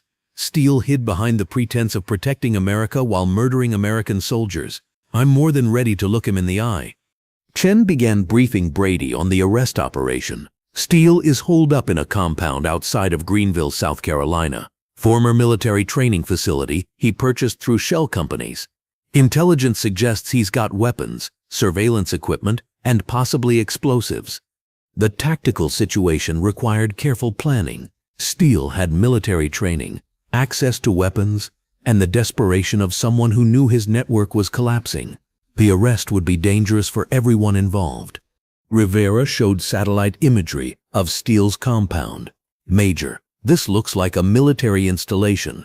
Perimeter security, multiple buildings, cleared fields of fire. He's prepared for a siege." Brady studied the layout with his tactical background. "Agent Rivera, Steele's thinking like a military officer defending a position. But he's forgotten something important. Military officers also know how to take positions." Chen smiled grimly. "Major, that's exactly why we want you involved in the planning. Help us think like he thinks, anticipate his responses, and take him down safely." The evidence wall told the complete story. A disgraced military officer had built a domestic terrorist network that infiltrated law enforcement agencies across the Southeast, systematically targeting American military personnel for harassment, assault, and murder. The network operated with military precision, sophisticated funding, and possible foreign support. Fisher had been just one operative in a much larger war against the American military. But Brady Wallace had survived Fisher's attack, and now he was going to help dismantle the entire organization. Dr. Freeman made final notes in his psychological assessment. "Major Wallace, you've transformed from victim to investigator to warrior in this fight. Tomorrow's operation represents the culmination of that transformation." Brady looked at the evidence wall one last time, seeing the faces of service members who had been targeted, injured, and killed by Steele's network. Staff Sergeant Williams would never go home to his family, but his sacrifice wouldn't be meaningless if it helped destroy the organization that killed him. "Agent Chen, when do we move on Steele?" "Dawn, Major. And when we take him down, every military person who has been targeted by this network will know that their brothers and sisters in uniform never gave up on them." Rivera was finalizing coordination with tactical teams across 6 states. "Major, this is the largest coordinated domestic terrorism takedown in FBI history. 47 arrests happening simultaneously, evidence seizures at dozens of locations, and federal charges that will put these terrorists away for life."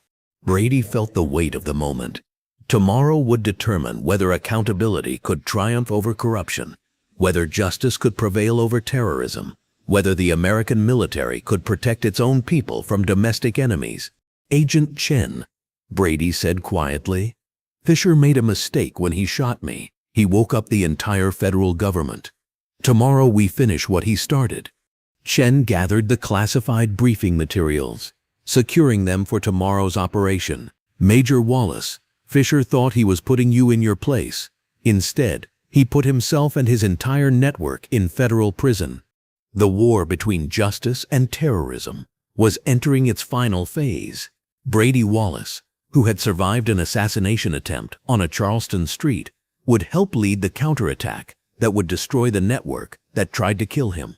As they prepared to leave the briefing room, Brady reflected on how far he'd come from that moment when Fisher's bullet tore through his shoulder. The scared, bleeding man on the pavement had become the federal government's key weapon against domestic terrorism targeting the military. Tomorrow, the Shield Brotherhood would learn what happened when they declared war on the United States Army. Brady Wallace was ready to teach them.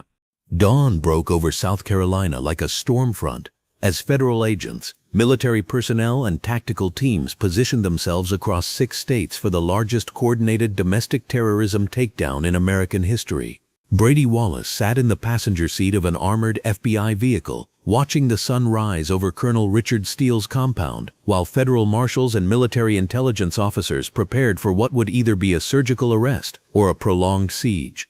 "Major Wallace," Agent Chen said through his earpiece, "all teams are in position. We have eyes on 46 of the 47 targets. Only Steele's compound remains active." Brady studied the tactical display on his tablet, showing real-time positions of federal agents surrounding the former military training facility that Steele had converted into his headquarters. The compound looked like what it was, a fortress designed by someone who understood military tactics and expected eventual confrontation with federal authorities. Special Agent Rivera, commanding the tactical operation, briefed the assault teams over secure radio. "All units, this is command. Target Steele has military training, access to weapons and intelligence suggesting possible explosive devices. We go in hard, fast, and coordinated. Primary objective is arrest. Secondary is intelligence preservation.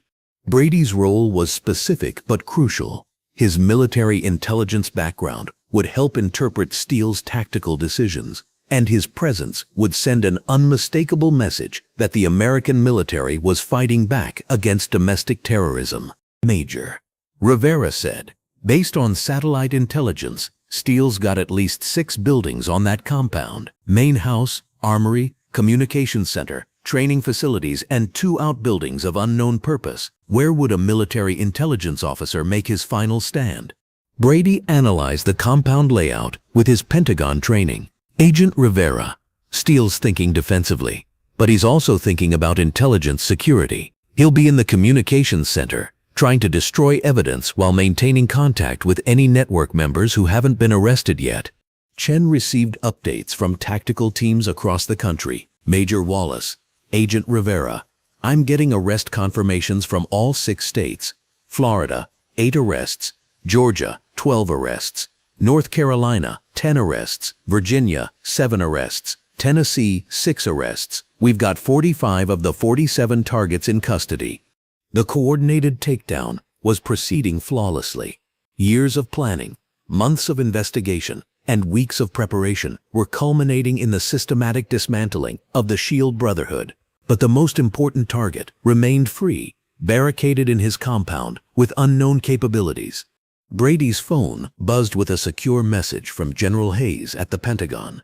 Major Wallace, you have the full authority of the United States Army behind you. Bring Steele to justice. The weight of that support reminded Brady how far this case had traveled, from a single traffic stop to a federal military operation. He wasn't just arresting the man who had orchestrated his own shooting. He was representing every service member who had been targeted by domestic terrorism.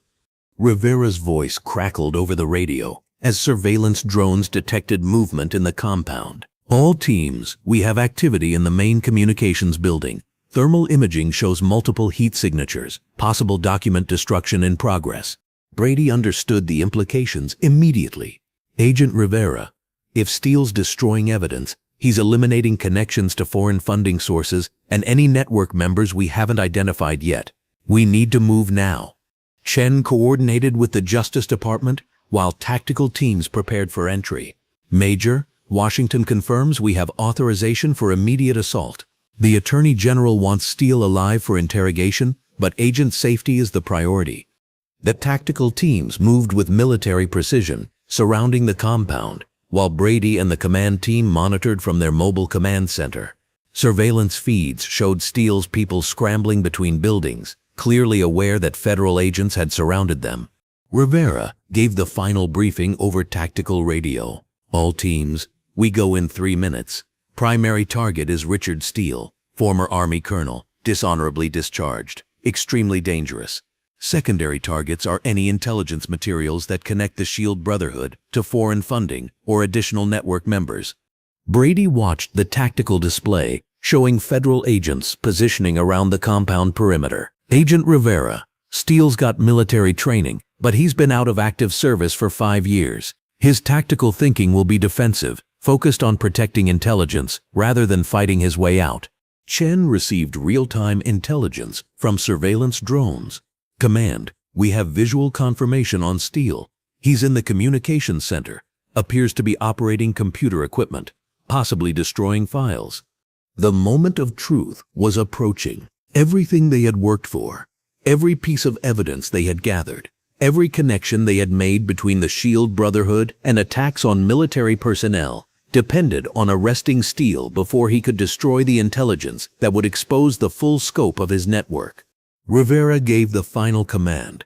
All teams, go, go, go. Federal agents breached the compound simultaneously from multiple points, using military tactics against a military target. Brady monitored the operation from the command vehicle, listening to tactical communications as agents systematically cleared buildings and secured evidence. Building 1 secured, no resistance. Building 2 secured, weapons cache, located. Building 3, heavy resistance, shots fired. Brady's adrenaline spiked as gunfire erupted from the communications center where Steele was barricaded. The man who had orchestrated attacks on military personnel was now firing on federal agents, escalating his crimes to armed resistance against federal authority. Rivera coordinated the tactical response, while Brady analyzed Steele's defensive position. Agent Rivera, Steele's not trying to escape. He's buying time to destroy intelligence. He knows he's not getting out of this alive or free. Chen was coordinating with Pentagon intelligence to ensure they captured any materials Steele might try to transmit before his arrest. Major Wallace, Military Cyber Command is jamming all communications from the compound. If Steele's trying to send intelligence to foreign contacts, we're blocking it. The gunfire from the communications center continued sporadically as federal agents established perimeters and prepared for a final assault. Brady could hear Steele's voice over intercepted radio communications, and what he heard chilled him to the bone. All SHIELD Brotherhood units, this is command. Federal assault in progress. Activate Protocol 7. Repeat, activate Protocol 7. Brady felt his stomach drop. Agent Chen, what's Protocol 7? Chen was already coordinating with federal agencies nationwide. Major, we don't know, but we're about to find out. All field offices have been alerted to possible retaliation attacks against military personnel or federal agents. The scope of Steele's network was still revealing itself, even as federal agents closed in on his position. Protocol 7 could mean anything from document destruction to coordinated attacks on military installations to assassination attempts against federal investigators. Rivera's voice came over tactical radio. Command, we have Steele surrounded in the communications center. He's got computer equipment, weapons, and what appears to be explosive devices, requesting permission for final assault. Brady understood that this was the moment when everything would be decided. Agent Rivera, Steele's a military intelligence officer. He's not going to surrender, and he's not going to be taken alive if he thinks he can take federal agents with him. Chen coordinated with explosive ordnance disposal teams, while Brady analyzed Steele's psychological profile. Major Wallace, our behavioral analysts believe Steele sees this as his final military operation. He's going to try to inflict maximum damage on federal authorities. The standoff continued for 20 minutes, with federal agents maintaining positions around the communications center, while Steele continued destroying evidence and issuing commands to any network members still at large. Then, over the compound's loudspeaker system, Steele's voice rang out clearly. Major Brady Wallace, I know you're out there. You think you've won something? You think arresting me stops what we started? Brady felt every eye in the command vehicle turn toward him. Steele was calling him out personally, trying to make this about their individual confrontation rather than the systematic terrorism he had orchestrated. Rivera handed Brady the tactical radio. Major, he wants to talk to you. This might be our chance to get him to surrender. Brady took the radio, understanding that what he said next could determine whether federal agents lived or died, whether Steele was taken alive for interrogation, and whether the full scope of the SHIELD Brotherhood network would ever be revealed. Colonel Steele, this is Major Brady Wallace. You're surrounded by federal agents. Your network has been dismantled. It's over. Steele's laugh came through the radio, bitter and defiant. Major Wallace, you really think this is over? You think arresting a few cops stops what we've started? The SHIELD Brotherhood is bigger than you can imagine and deeper than you can reach.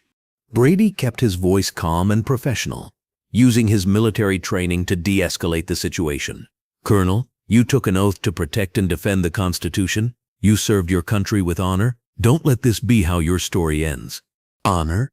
Steele's voice turned venomous. You want to talk about honor? I watched the military get corrupted by political correctness, infiltrated by people who don't share American values. I did what needed to be done to protect this country from internal threats.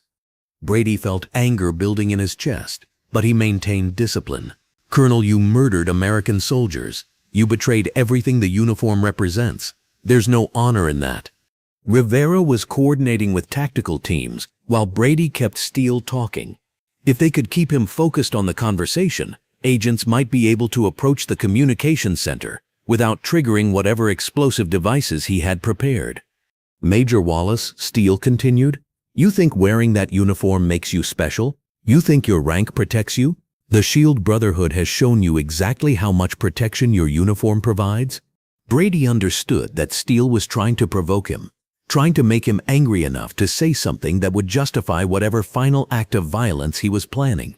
Colonel, the only thing you've shown is that domestic terrorists can infiltrate law enforcement agencies.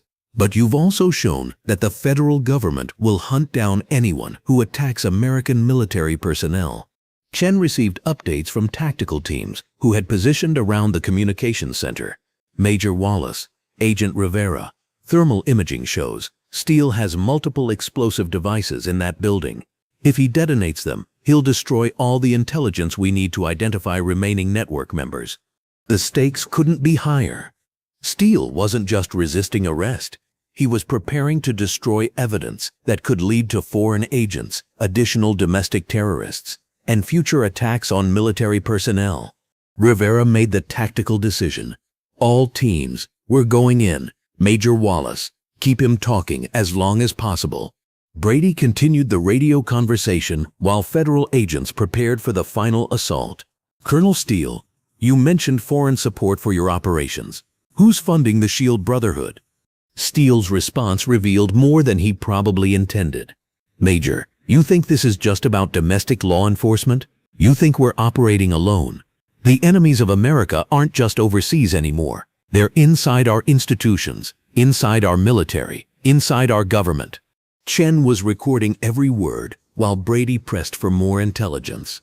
Colonel, if you're truly fighting for America, tell us who the real enemies are. Help us protect the country you swore to defend. The real enemies? Steele laughed. Major Wallace, look in the mirror. You and your Pentagon friends, turning the military into a social experiment, weakening America from within. The Shield Brotherhood was just the beginning. Brady felt tactical teams moving into position around the communications center. Whatever happened next would determine whether they captured Steele alive, whether they preserved the intelligence needed to protect future victims, and whether justice would finally be served for Staff Sergeant Jerome Williams and all the other military personnel who had been murdered by domestic terrorists. Colonel Steele, Brady said quietly, last chance. Surrender now, and help us protect American soldiers from future attacks. Steele's final words came through the radio like a declaration of war. Major Wallace, the Shield Brotherhood never surrenders. Protocol 7 is already in motion. You've won this battle, but you haven't won the war. Rivera gave the final tactical command. All teams, execute, execute, execute. Federal agents stormed the communications center from multiple entry points, while Brady listened to tactical radio communications that would determine the outcome of the largest domestic terrorism investigation in American history. The war between accountability and corruption was about to reach its climax, and Brady Wallace was about to learn whether justice could triumph over the forces that had tried to destroy him and his fellow service members. Whatever happened in the next few minutes would determine not just Steele's fate, but the safety of every American soldier who wore the uniform Brady had sworn to protect. The explosion shattered the morning air as Colonel Richard Steele detonated his improvised explosive devices, turning the communications center into a fireball that could be seen for miles. Brady Wallace felt the shockwave from the command vehicle, watching in horror as the building that contained crucial intelligence about the Shield Brotherhood's foreign connections disappeared in smoke and flames. All teams, report status. Agent Rivera shouted into his tactical radio while emergency responders rushed toward the burning structure. Brady's heart pounded as he waited for casualty reports. Federal agents had been seconds away from breaching the communications center when Steele triggered his final act of defiance. The man who had orchestrated attacks on American military personnel had chosen death over capture, but Brady prayed he hadn't taken federal agents with him. Team Alpha, all personnel accounted for. Team Bravo, minor injuries from debris. No serious casualties. Team Charlie, we're clear of the blast zone.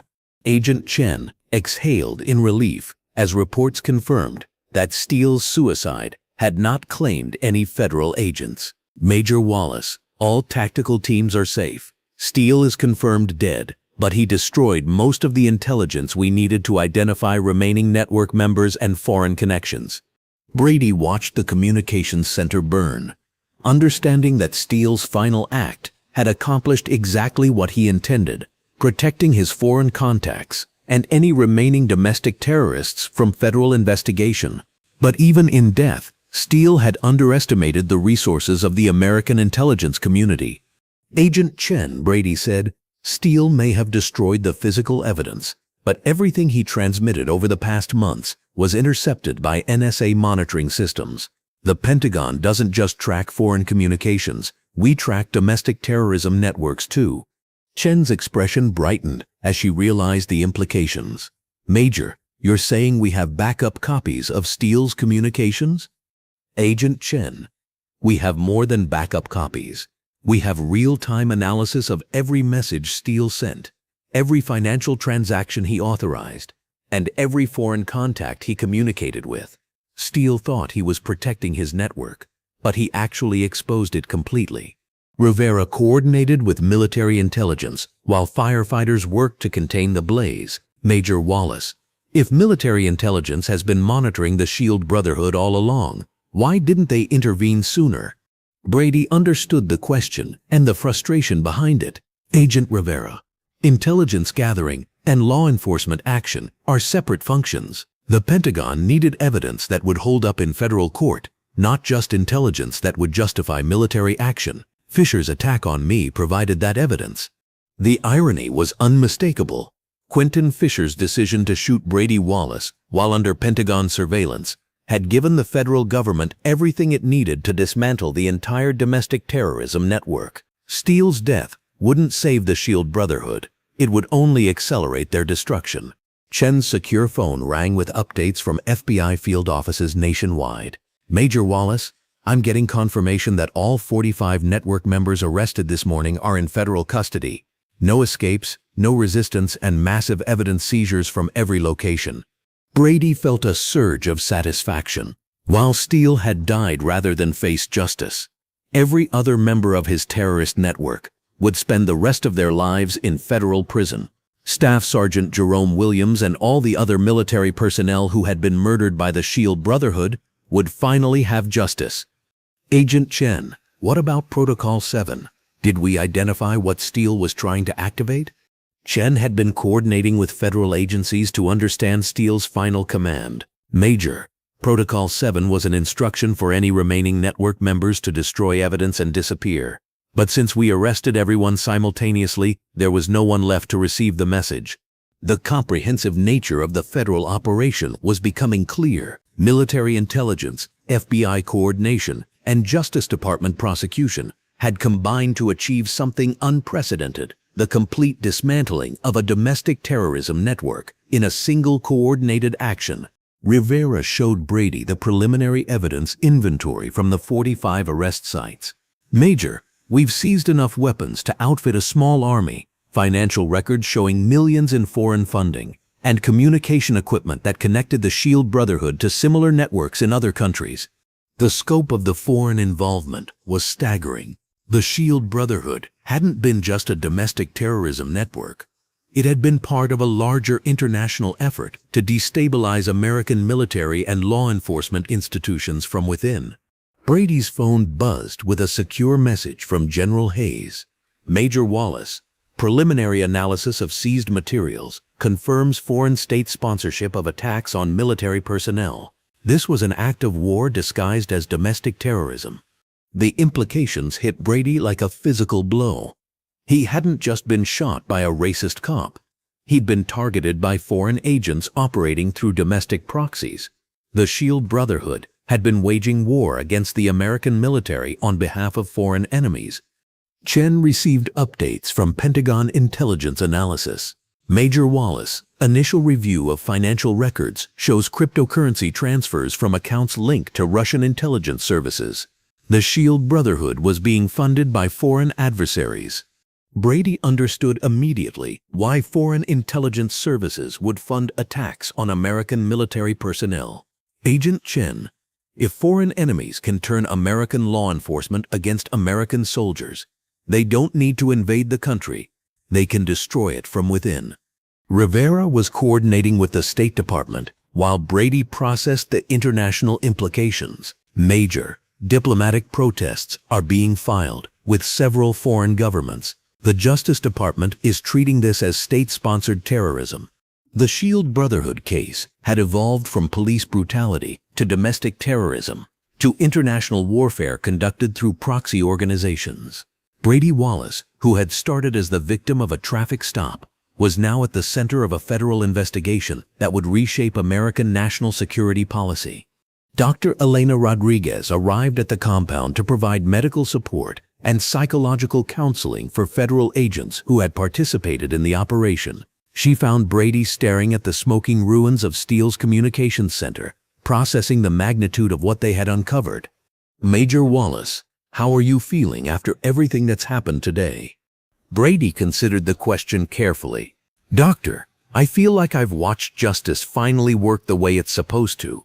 45 domestic terrorists in federal custody, a foreign-sponsored network dismantled, and accountability for every military person who was targeted by these people."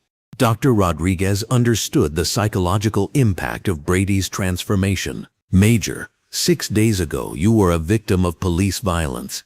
Today you helped lead a federal counter-terrorism operation. That's an extraordinary journey."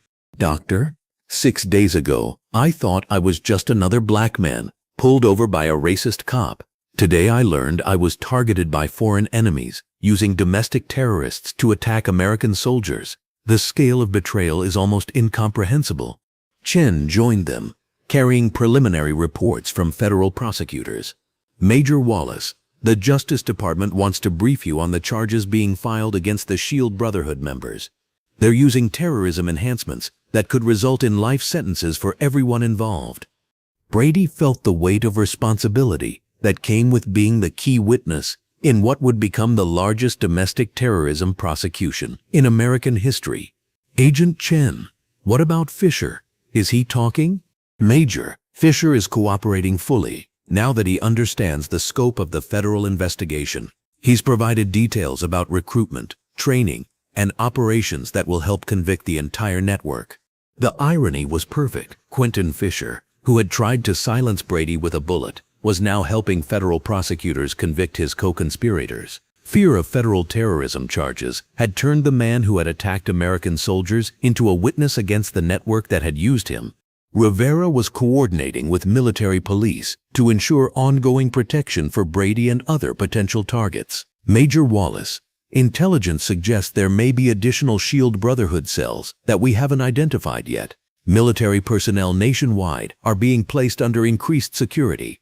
Brady understood that the war was far from over. While they had dismantled Steele's network, foreign enemies would continue trying to turn American institutions against American soldiers. Constant vigilance would be required to protect military personnel from domestic threats.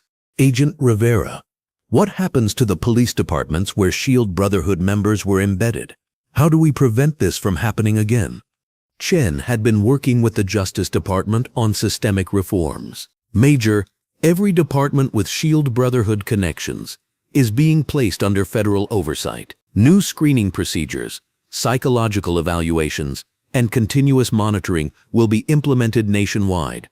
The federal response was comprehensive, addressing not just the individual terrorists, but the institutional vulnerabilities that had allowed them to operate. American law enforcement would be fundamentally reformed to prevent future infiltration by foreign-sponsored domestic terrorists.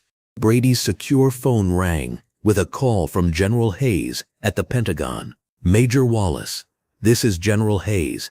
Outstanding work today. You've helped protect every American soldier from the kind of attack you survived." "Thank you, sir. But this was a team effort. FBI, military intelligence, federal prosecutors, and countless agents and officers who risked their lives to bring these terrorists to justice. Major, your courage under fire, both literally and figuratively, has been exemplary. The President wants to meet with you to discuss the national security implications of what you've uncovered." The invitation to brief the President highlighted how far Brady's case had traveled from a single traffic stop to a matter of national security. His survival of Fisher's attack had exposed a foreign-sponsored network targeting American military personnel. Chen was reviewing preliminary intelligence analysis from the seized materials. Major Wallace, the financial records show the Shield Brotherhood was just one of several networks being funded by foreign intelligence services. We may have uncovered a much larger conspiracy. Brady understood that today's operation was the beginning, not the end, of a broader counterintelligence effort. Foreign enemies had been operating inside American institutions for years, possibly decades, and dismantling their networks would require sustained effort. Agent Chen, how many American soldiers were targeted by networks we haven't discovered yet? How many Jerome Williams are out there, people who were murdered by foreign-sponsored domestic terrorists? Chen's expression was grim. Major, that's what we're going to find out. Every questionable police shooting involving military personnel for the past 5 years is being reopened and investigated for possible foreign connections. The scope of the investigation would be massive, but Brady understood its necessity. American soldiers who had survived combat zones overseas deserved protection from foreign enemies operating on American soil. Rivera was coordinating with federal agencies to ensure comprehensive follow-up investigations. Major Wallace, the Justice Department is establishing a joint task force to investigate foreign infiltration of American law enforcement. You'll be asked to serve as military liaison. Brady didn't hesitate. Agent Rivera, I'm honored to serve. Every American soldier deserves to know that their government will protect them from domestic threats, just like we protect them from foreign ones. As emergency responders finished clearing the compound and federal agents completed evidence collection, Brady reflected on the extraordinary week that had transformed his life. A racist cop's bullet had exposed a foreign-sponsored domestic terrorism network and triggered federal reforms that would protect future generations of military personnel. Dr. Rodriguez was concerned about Brady's psychological processing of the day's events. Major, you've been through more trauma and stress in 1 week than most people experience in a lifetime. How are you managing it all? Brady looked at the smoking ruins of Steele's compound, thinking about all the military personnel who had been targeted, all the families who had lost loved ones, and all the future victims who would now be protected. Doctor, I'm managing because I know that Staff Sergeant Jerome Williams didn't die for nothing, because I know that Quentin Fisher will spend the rest of his life in federal prison, because I know that foreign enemies who try to turn Americans against American soldiers will face the full power of the federal government. Chen gathered her materials as federal agencies began coordinating long-term investigations and prosecutions. Major Wallace, you should know that your testimony will be crucial in convicting every member of the Shield Brotherhood. Are you prepared for months of trials and legal proceedings? Brady understood the commitment required, but he also understood the importance of seeing justice through to completion. Agent Chen, I've been preparing for this fight my entire military career. I just didn't know the enemy would be wearing badges instead of foreign uniforms. As the federal convoy prepared to leave the compound, Brady took one last look at the scene where Colonel Richard Steele had chosen death over accountability. The man who had orchestrated attacks on American soldiers was dead, but the justice system he had tried to corrupt would continue working to protect those he had targeted. The reckoning was complete. The Shield Brotherhood had been dismantled, their foreign sponsors exposed, and their victims finally vindicated. Brady Wallace, who had survived an assassination attempt disguised as a traffic stop, had helped lead the federal response that would reshape American national security. Tomorrow would bring new challenges, new investigations, and new efforts by foreign enemies to attack American institutions. But today, justice had triumphed, and every American soldier could rest a little easier knowing that their government would fight for them when they came under attack at home. Inside the armored FBI vehicle, as they drove away from the compound, Brady reflected on the complete transformation of his life. 1 week ago, he had been Major Brady Wallace, Pentagon staff officer, heading home from a family visit. Today, he was Major Brady Wallace, counterterrorism operative, key witness in the largest domestic terrorism prosecution in American history, and living symbol of the military's commitment to protecting its own. Agent Chen, Brady said as they drove toward Charleston, what happens to all the evidence we collected today? Chen was already coordinating with federal prosecutors and intelligence analysts. Major, everything gets analyzed by teams of experts. Financial records to identify foreign funding sources, communication intercepts to map remaining network connections, weapons to trace supply chains, and personal documents to understand recruitment and radicalization methods. The systematic approach reminded Brady of military intelligence operations he had participated in overseas. Agent Chen, this feels like counterinsurgency work, except we're fighting enemies who infiltrated our own institutions instead of foreign territory. Major, that's exactly what it is. The Shield Brotherhood used classic insurgency tactics, embed within legitimate institutions, recruit sympathizers, conduct targeted operations, and maintain operational security. The only difference is they were operating inside American law enforcement instead of foreign military organizations. Rivera was monitoring radio communications from the ongoing federal operations.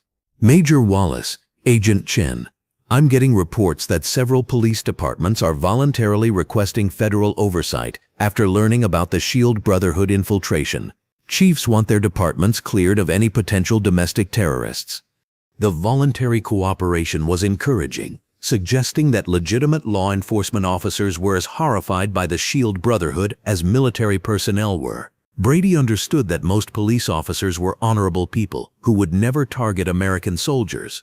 Agent Rivera, how do we rebuild trust between military personnel and law enforcement after something like this?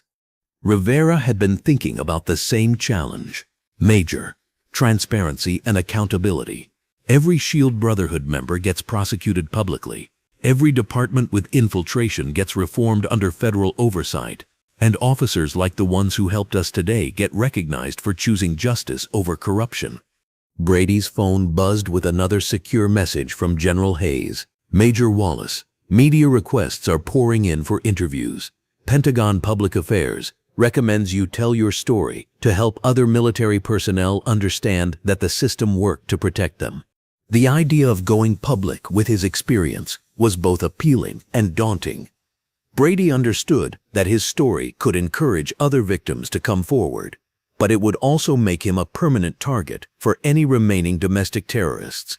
Chen understood his hesitation. Major, the decision is entirely yours, but your story is powerful.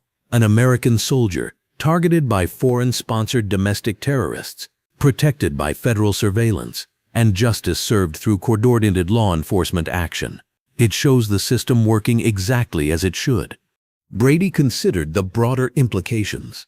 His story wasn't just about police brutality or racial injustice. It was about foreign enemies attacking American institutions and the federal government's response to protect American citizens. Agent Chen, if telling my story helps protect other military personnel from what I went through, then I have an obligation to tell it. Dr. Rodriguez was monitoring Brady's psychological state throughout the conversation. Major, are you prepared for the media attention, the scrutiny, and the potential backlash from people who support the Shield Brotherhood's ideology? Brady had faced enemy fire in Afghanistan and survived an assassination attempt on American soil. Media attention seemed manageable in comparison. Doctor, I've been shot at by foreign enemies and domestic terrorists. I think I can handle reporters and keyboard warriors. As they approached Charleston, Brady could see increased security around military installations, federal buildings, and law enforcement agencies. The Shield Brotherhood investigation had triggered nationwide security enhancements to protect against potential retaliation. Chen received final updates from the coordinated operations. Major Wallace, all evidence collection is complete. We've seized enough material to keep analysts busy for months. Financial records, communication intercepts, weapons caches, training materials, and personal documents that will help us understand how foreign intelligence services recruited and radicalized American law enforcement officers. The scope of the intelligence windfall was extraordinary. Brady understood that the Shield Brotherhood investigation would become a case study in how foreign adversaries attempted to infiltrate and corrupt American institutions. Agent Chen, how long before we know the full scope of foreign involvement? Chen was coordinating with intelligence agencies to prioritize analysis. Major preliminary assessment suggests this operation took years to develop and implement. Full analysis could take months, but we should have initial findings within weeks. Brady looked forward to learning the complete truth about who had targeted him and why. Understanding the foreign intelligence operation would help prevent similar attacks in the future. As they entered Charleston city limits, Brady reflected on the extraordinary journey that had brought him from a hospital bed to the command center of a federal counterterrorism operation. The bullet that Quentin Fisher had intended to silence him had instead triggered the largest domestic terrorism investigation in American history. The reckoning was complete, but the work of justice was just beginning. 6 months after Quentin Fisher's bullet tore through Brady Wallace's shoulder, the federal courthouse in Charleston had become the stage for the largest domestic terrorism trial in American history. Brady sat in the witness chair, his uniform bearing the ribbons and decorations of a decorated Army officer, facing the man who had tried to kill him and 44 co-conspirators who had waged war against American military personnel. Major Wallace, U.S. Attorney Margaret Torres said, "Please tell the jury what happened on the night of March 15th when you encountered Officer Quentin Fisher." Brady looked directly at the jury, his voice steady and clear as he recounted the traffic stop that had exposed a foreign-sponsored domestic terrorism network. 6 months of investigation, analysis, and preparation had led to this moment when the full truth would finally be presented to the American people. "Ms. Torres, I was driving back to my hotel after visiting family when Officer Fisher initiated a traffic stop. From the beginning, his behavior was aggressive and racially motivated. He called me boy, refused to accept my military identification, and escalated the encounter through verbal abuse and physical violence before ultimately shooting me." Fisher sat at the defendant's table in federal custody, his orange jumpsuit a stark contrast to the police uniform he had worn that night. The man who had once wielded a badge and gun as weapons of intimidation now faced federal terrorism charges that would keep him in prison for the rest of his life. Torres continued her examination. "Major Wallace, did you know at the time that you were being targeted as part of a larger conspiracy?" "No, ma'am. I thought I was experiencing individual police brutality. I had no idea that Officer Fisher was part of a 47-member domestic terrorism network that had been systematically targeting military personnel across 6 states under direction from foreign intelligence services." The courtroom was packed with military personnel, federal agents, victims' families, and media representatives from around the world. The Shield Brotherhood trial had become an international symbol of how foreign adversaries attempted to infiltrate and corrupt American institutions. Brady's testimony continued for 2 hours, covering every detail of his encounter with Fisher, his recovery and transformation into a federal investigator, and his role in dismantling the terrorist network. The jury listened intently as he described how Fisher's attempt to silence him had instead triggered the Pentagon's response and exposed the entire conspiracy. "Major Wallace," Torres said, "how has this experience changed your understanding of the threats facing military personnel?" Brady considered the question carefully. "Ms. Torres, I spent 3 tours in Afghanistan fighting foreign enemies who attacked American soldiers because of our uniform and our flag. I never imagined I would face similar attacks from American law enforcement officers funded by those same foreign enemies. This experience has taught me that threats to military personnel can come from within our own institutions, not just from overseas battlefields." During cross-examination, Fisher's defense attorney tried to minimize his client's role and portray him as a low-level operative manipulated by more sophisticated conspirators. But Brady's testimony, supported by extensive evidence of Fisher's racist statements and violent actions, painted a clear picture of someone who had enthusiastically participated in domestic terrorism. "Major Wallace," the defense attorney said, "isn't it true that Officer Fisher was following training protocols established by his superiors?" Brady's response was immediate and firm. "Sir, no legitimate law enforcement training teaches officers to call military personnel racial slurs, assault them without cause, or shoot them for exercising constitutional rights. Officer Fisher's actions were not police work, they were domestic terrorism." The evidence presented during the trial was overwhelming. Financial records showed millions in cryptocurrency transfers from Russian intelligence accounts to Shield Brotherhood operations. Communication intercepts revealed detailed planning for attacks on military personnel. Weapons caches seized during arrests contained enough firepower to equip a small army. Most damning was the testimony of Staff Sergeant Jerome Williams' widow, who described how her husband had been murdered by Shield Brotherhood operative Michael Torres during a traffic stop designed to look like justified police action. "My husband served 2 tours in Iraq," Mrs. Williams said through tears. "He survived roadside bombs and enemy fire, only to be murdered by American police officers working for foreign enemies. These people didn't just kill soldiers, they betrayed everything America stands for." Brady watched Mrs. Williams testify, thinking about how many other military families had suffered similar losses before the Shield Brotherhood was exposed. Her husband's sacrifice had not been in vain. His death had helped reveal the full scope of the terrorist network. Dr. Marcus Freeman, the FBI's behavioral analyst, explained to the jury how foreign intelligence services had recruited and radicalized American law enforcement officers. The Shield Brotherhood represents a sophisticated psychological operation designed to turn American institutions against American citizens, particularly military personnel who represent core American values. The foreign intelligence connections were extensive and alarming. Colonel Richard Steele, the network's deceased leader, had maintained regular contact with Russian intelligence officers who provided funding, tactical guidance, and strategic direction for attacks on military personnel. Agent Sarah Chen testified about the international scope of the conspiracy. The Shield Brotherhood was part of a larger Russian intelligence operation called Internal Division, designed to destabilize American institutions by turning law enforcement against military personnel, creating distrust between civilian and military authority. Brady understood that his case had exposed more than domestic terrorism. It had revealed how foreign adversaries waged unconventional warfare against American democracy by corrupting the institutions Americans trusted to protect them. The trial lasted 3 weeks, with federal prosecutors presenting evidence that connected every defendant to specific acts of terrorism against military personnel. The case was so comprehensive that several defendants, including Fisher, accepted plea bargains rather than face the possibility of execution under federal terrorism statutes. When Fisher finally stood to address the court during sentencing, Brady watched the man who had tried to kill him attempt to express remorse for his actions. But Fisher's words rang hollow, focused more on his own circumstances than on the harm he had caused to military personnel and their families. "Your Honor," Fisher said, "I know I made mistakes, but I was following orders from people I trusted.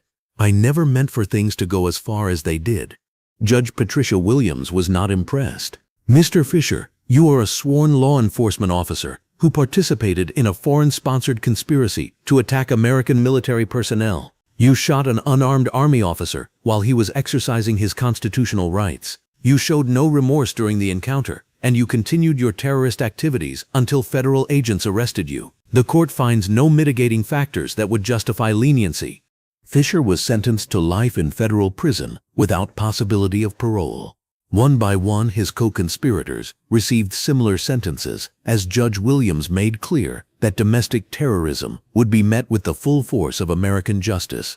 The final defendant sentenced was Michael Torres, the officer who had murdered Staff Sergeant Jerome Williams. As Torres was led away in shackles, Brady felt a sense of closure for all the military personnel who had been targeted by the Shield Brotherhood. Outside the courthouse, after the final sentencing, Brady addressed the media gathered to cover the conclusion of the historic trial. His statement would be broadcast around the world as a testament to American justice and military resilience. 6 months ago, I was shot by a man who thought his badge gave him the right to terrorize American soldiers. Today, that man and his 44 co-conspirators are spending the rest of their lives in federal prison. This case has shown that when foreign enemies attack American military personnel, whether on overseas battlefields or American streets, our country will respond with unity, determination, and justice. The media coverage was extensive, with Brady's story becoming a symbol of how American institutions could adapt and respond to new forms of foreign threat. His transformation from victim to prosecutor to national spokesperson demonstrated the resilience of American military personnel and the effectiveness of federal law enforcement. General Hayes attended the final press conference, representing the Pentagon's commitment to protecting military personnel from all threats, foreign and domestic. Major Wallace's courage and determination have made every American soldier safer. His willingness to stand up to domestic terrorism has exposed and defeated a foreign intelligence operation that threatened the core of American military service. Brady's new assignment reflected his unique experience and expertise. The Pentagon had created a new position for him, Director of Military Personnel Protection, responsible for identifying and countering threats to service members from domestic terrorism, foreign intelligence operations, and institutional corruption. The reforms implemented as a result of the Shield Brotherhood investigation were comprehensive and lasting. Every law enforcement agency in America was required to implement new screening procedures, psychological evaluations, and federal oversight protocols designed to prevent infiltration by domestic terrorists. Military personnel across the country now had additional protections, enhanced background checks for law enforcement officers in military communities, federal oversight of police interactions with service members, and direct communication channels to Pentagon security when threatened by local authorities. Dr. Elena Rodriguez continued working with Brady to help him process the psychological impact of his extraordinary experience. Major Wallace, you've gone through more trauma and transformation in 6 months than most people experience in a lifetime. How do you feel about where you are now? Brady considered the question while looking out the window of his new Pentagon office, where photographs of Staff Sergeant Jerome Williams and other Shield Brotherhood victims reminded him daily of why his work mattered. Doctor, I feel like I've found my purpose. Fisher's bullet was supposed to silence me, but instead, it gave me a voice to protect every American soldier from the kind of attack I survived. Every day I work to prevent another military family from experiencing what Mrs. Williams went through. The international implications of the Shield Brotherhood case continued to unfold as intelligence agencies analyzed the foreign connections and developed countermeasures against similar operations. Brady's experience had become a case study in how American institutions could recognize, respond to, and defeat foreign intelligence operations targeting domestic populations. Allied nations began implementing similar protections for their military personnel after learning how foreign intelligence services had infiltrated American law enforcement. The Shield Brotherhood case had exposed a global threat that required international cooperation to defeat. Agent Chen, now promoted to lead the FBI's Domestic Terrorism Division, regularly consulted with Brady on cases involving threats to military personnel. Their partnership had become a model for cooperation between military and civilian law enforcement agencies. Major Wallace, Chen said during one of their regular briefings, "We've identified 3 additional networks similar to the Shield Brotherhood, operating in other regions. Your insights have been crucial in understanding how these organizations recruit, operate, and target military personnel." Brady's expertise was sought by law enforcement agencies, military commands, and intelligence services around the world. His experience surviving and defeating a foreign-sponsored domestic terrorism network had given him unique insights into how democratic societies could protect themselves from unconventional threats. Universities began inviting Brady to speak about national security, institutional corruption, and the importance of accountability in democratic societies. His story had become more than a case study. It was a testament to how individual courage could expose and defeat systematic corruption. The personal cost of Brady's transformation was significant but worthwhile. His relationship with his family had been strengthened by shared experience of overcoming trauma. His sister Maya had become an advocate for military families affected by domestic terrorism. His commitment to his military service had deepened through understanding how foreign enemies attempted to undermine American institutions. 1 year after Fisher's sentencing, Brady returned to Charleston for the dedication of the Staff Sergeant Jerome Williams Memorial, honoring all military personnel who had been killed by domestic terrorists. The ceremony brought together hundreds of military families, federal agents, and community leaders who had supported the investigation and prosecution of the Shield Brotherhood. Mrs. Williams approached Brady after the ceremony, carrying a folded American flag that had been presented to her after her husband's funeral. "Major Wallace, I want you to have this. Jerome would want his sacrifice to continue protecting other soldiers through your work." Brady accepted the flag with deep reverence, understanding that it represented not just Jerome Williams' service, but the commitment of all military personnel to protect American values, even when those values were under attack from within American institutions. "Mrs. Williams, your husband's sacrifice exposed a foreign intelligence operation that threatened every American soldier. His death saved countless lives by revealing the enemies operating among us. I promise you that flag will remind me every day why this work matters." The Charleston Police Department had been completely reformed under federal oversight, with new leadership, enhanced training, and continuous monitoring to prevent future infiltration. Community relations had improved dramatically as residents learned that federal authorities would hold corrupt officers accountable regardless of their connections or political protection. Young military personnel began reaching out to Brady for guidance on handling interactions with law enforcement, understanding their rights, and reporting suspicious behavior that might indicate domestic terrorist infiltration. His office had become a resource center for service members facing threats from corrupt officials.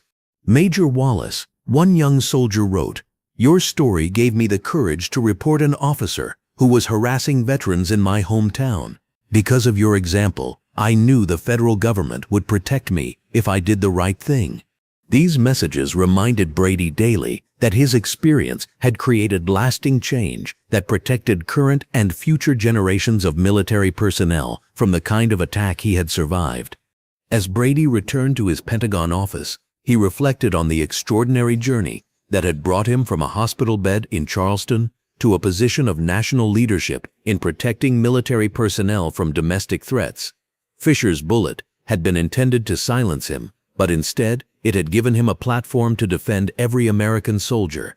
The final entry in Brady's personal journal captured the transformation that had defined his experience. "1 year ago, I thought I was just another victim of police brutality. Today, I understand that I was targeted by foreign enemies who wanted to destroy American military service from within. They failed, not because I was stronger than they expected, but because American institutions are stronger than foreign enemies understand. Justice prevailed because good people in military service, federal law enforcement, and civilian leadership chose accountability over corruption, truth over conspiracy, and unity over division. The Shield Brotherhood was defeated, but Brady's work continued. Every day brought new threats, new challenges, and new opportunities to protect American military personnel from enemies foreign and domestic. The war for accountability had been won, but the vigilance required to maintain that victory would continue as long as American soldiers wore the uniform Brady had sworn to protect. On quiet evenings in his Pentagon office, Brady would look at Staff Sergeant Williams' flag and remember that freedom's price was constant vigilance, that justice required courage, and that sometimes the most important battles were fought not on foreign battlefields, but in American courtrooms, where the rule of law confronted the forces of corruption and terrorism. Quentin Fisher had pulled the trigger, thinking he was silencing one soldier. Instead, he had awakened the entire American justice system to defend all soldiers. That was Fisher's greatest mistake, and America's greatest victory. The badge had met the uniform, and the uniform had won. Justice had been served. Accountability had triumphed, and every American soldier could serve with confidence knowing that their country would protect them from all enemies, foreign and domestic. Brady Wallace had survived an assassination attempt, disguised as a traffic stop, and transformed that trauma into a lifetime mission of protecting his fellow service members. His story would be told for generations as proof that individual courage, institutional accountability, and American justice could overcome any threat to the values and people they were sworn to protect.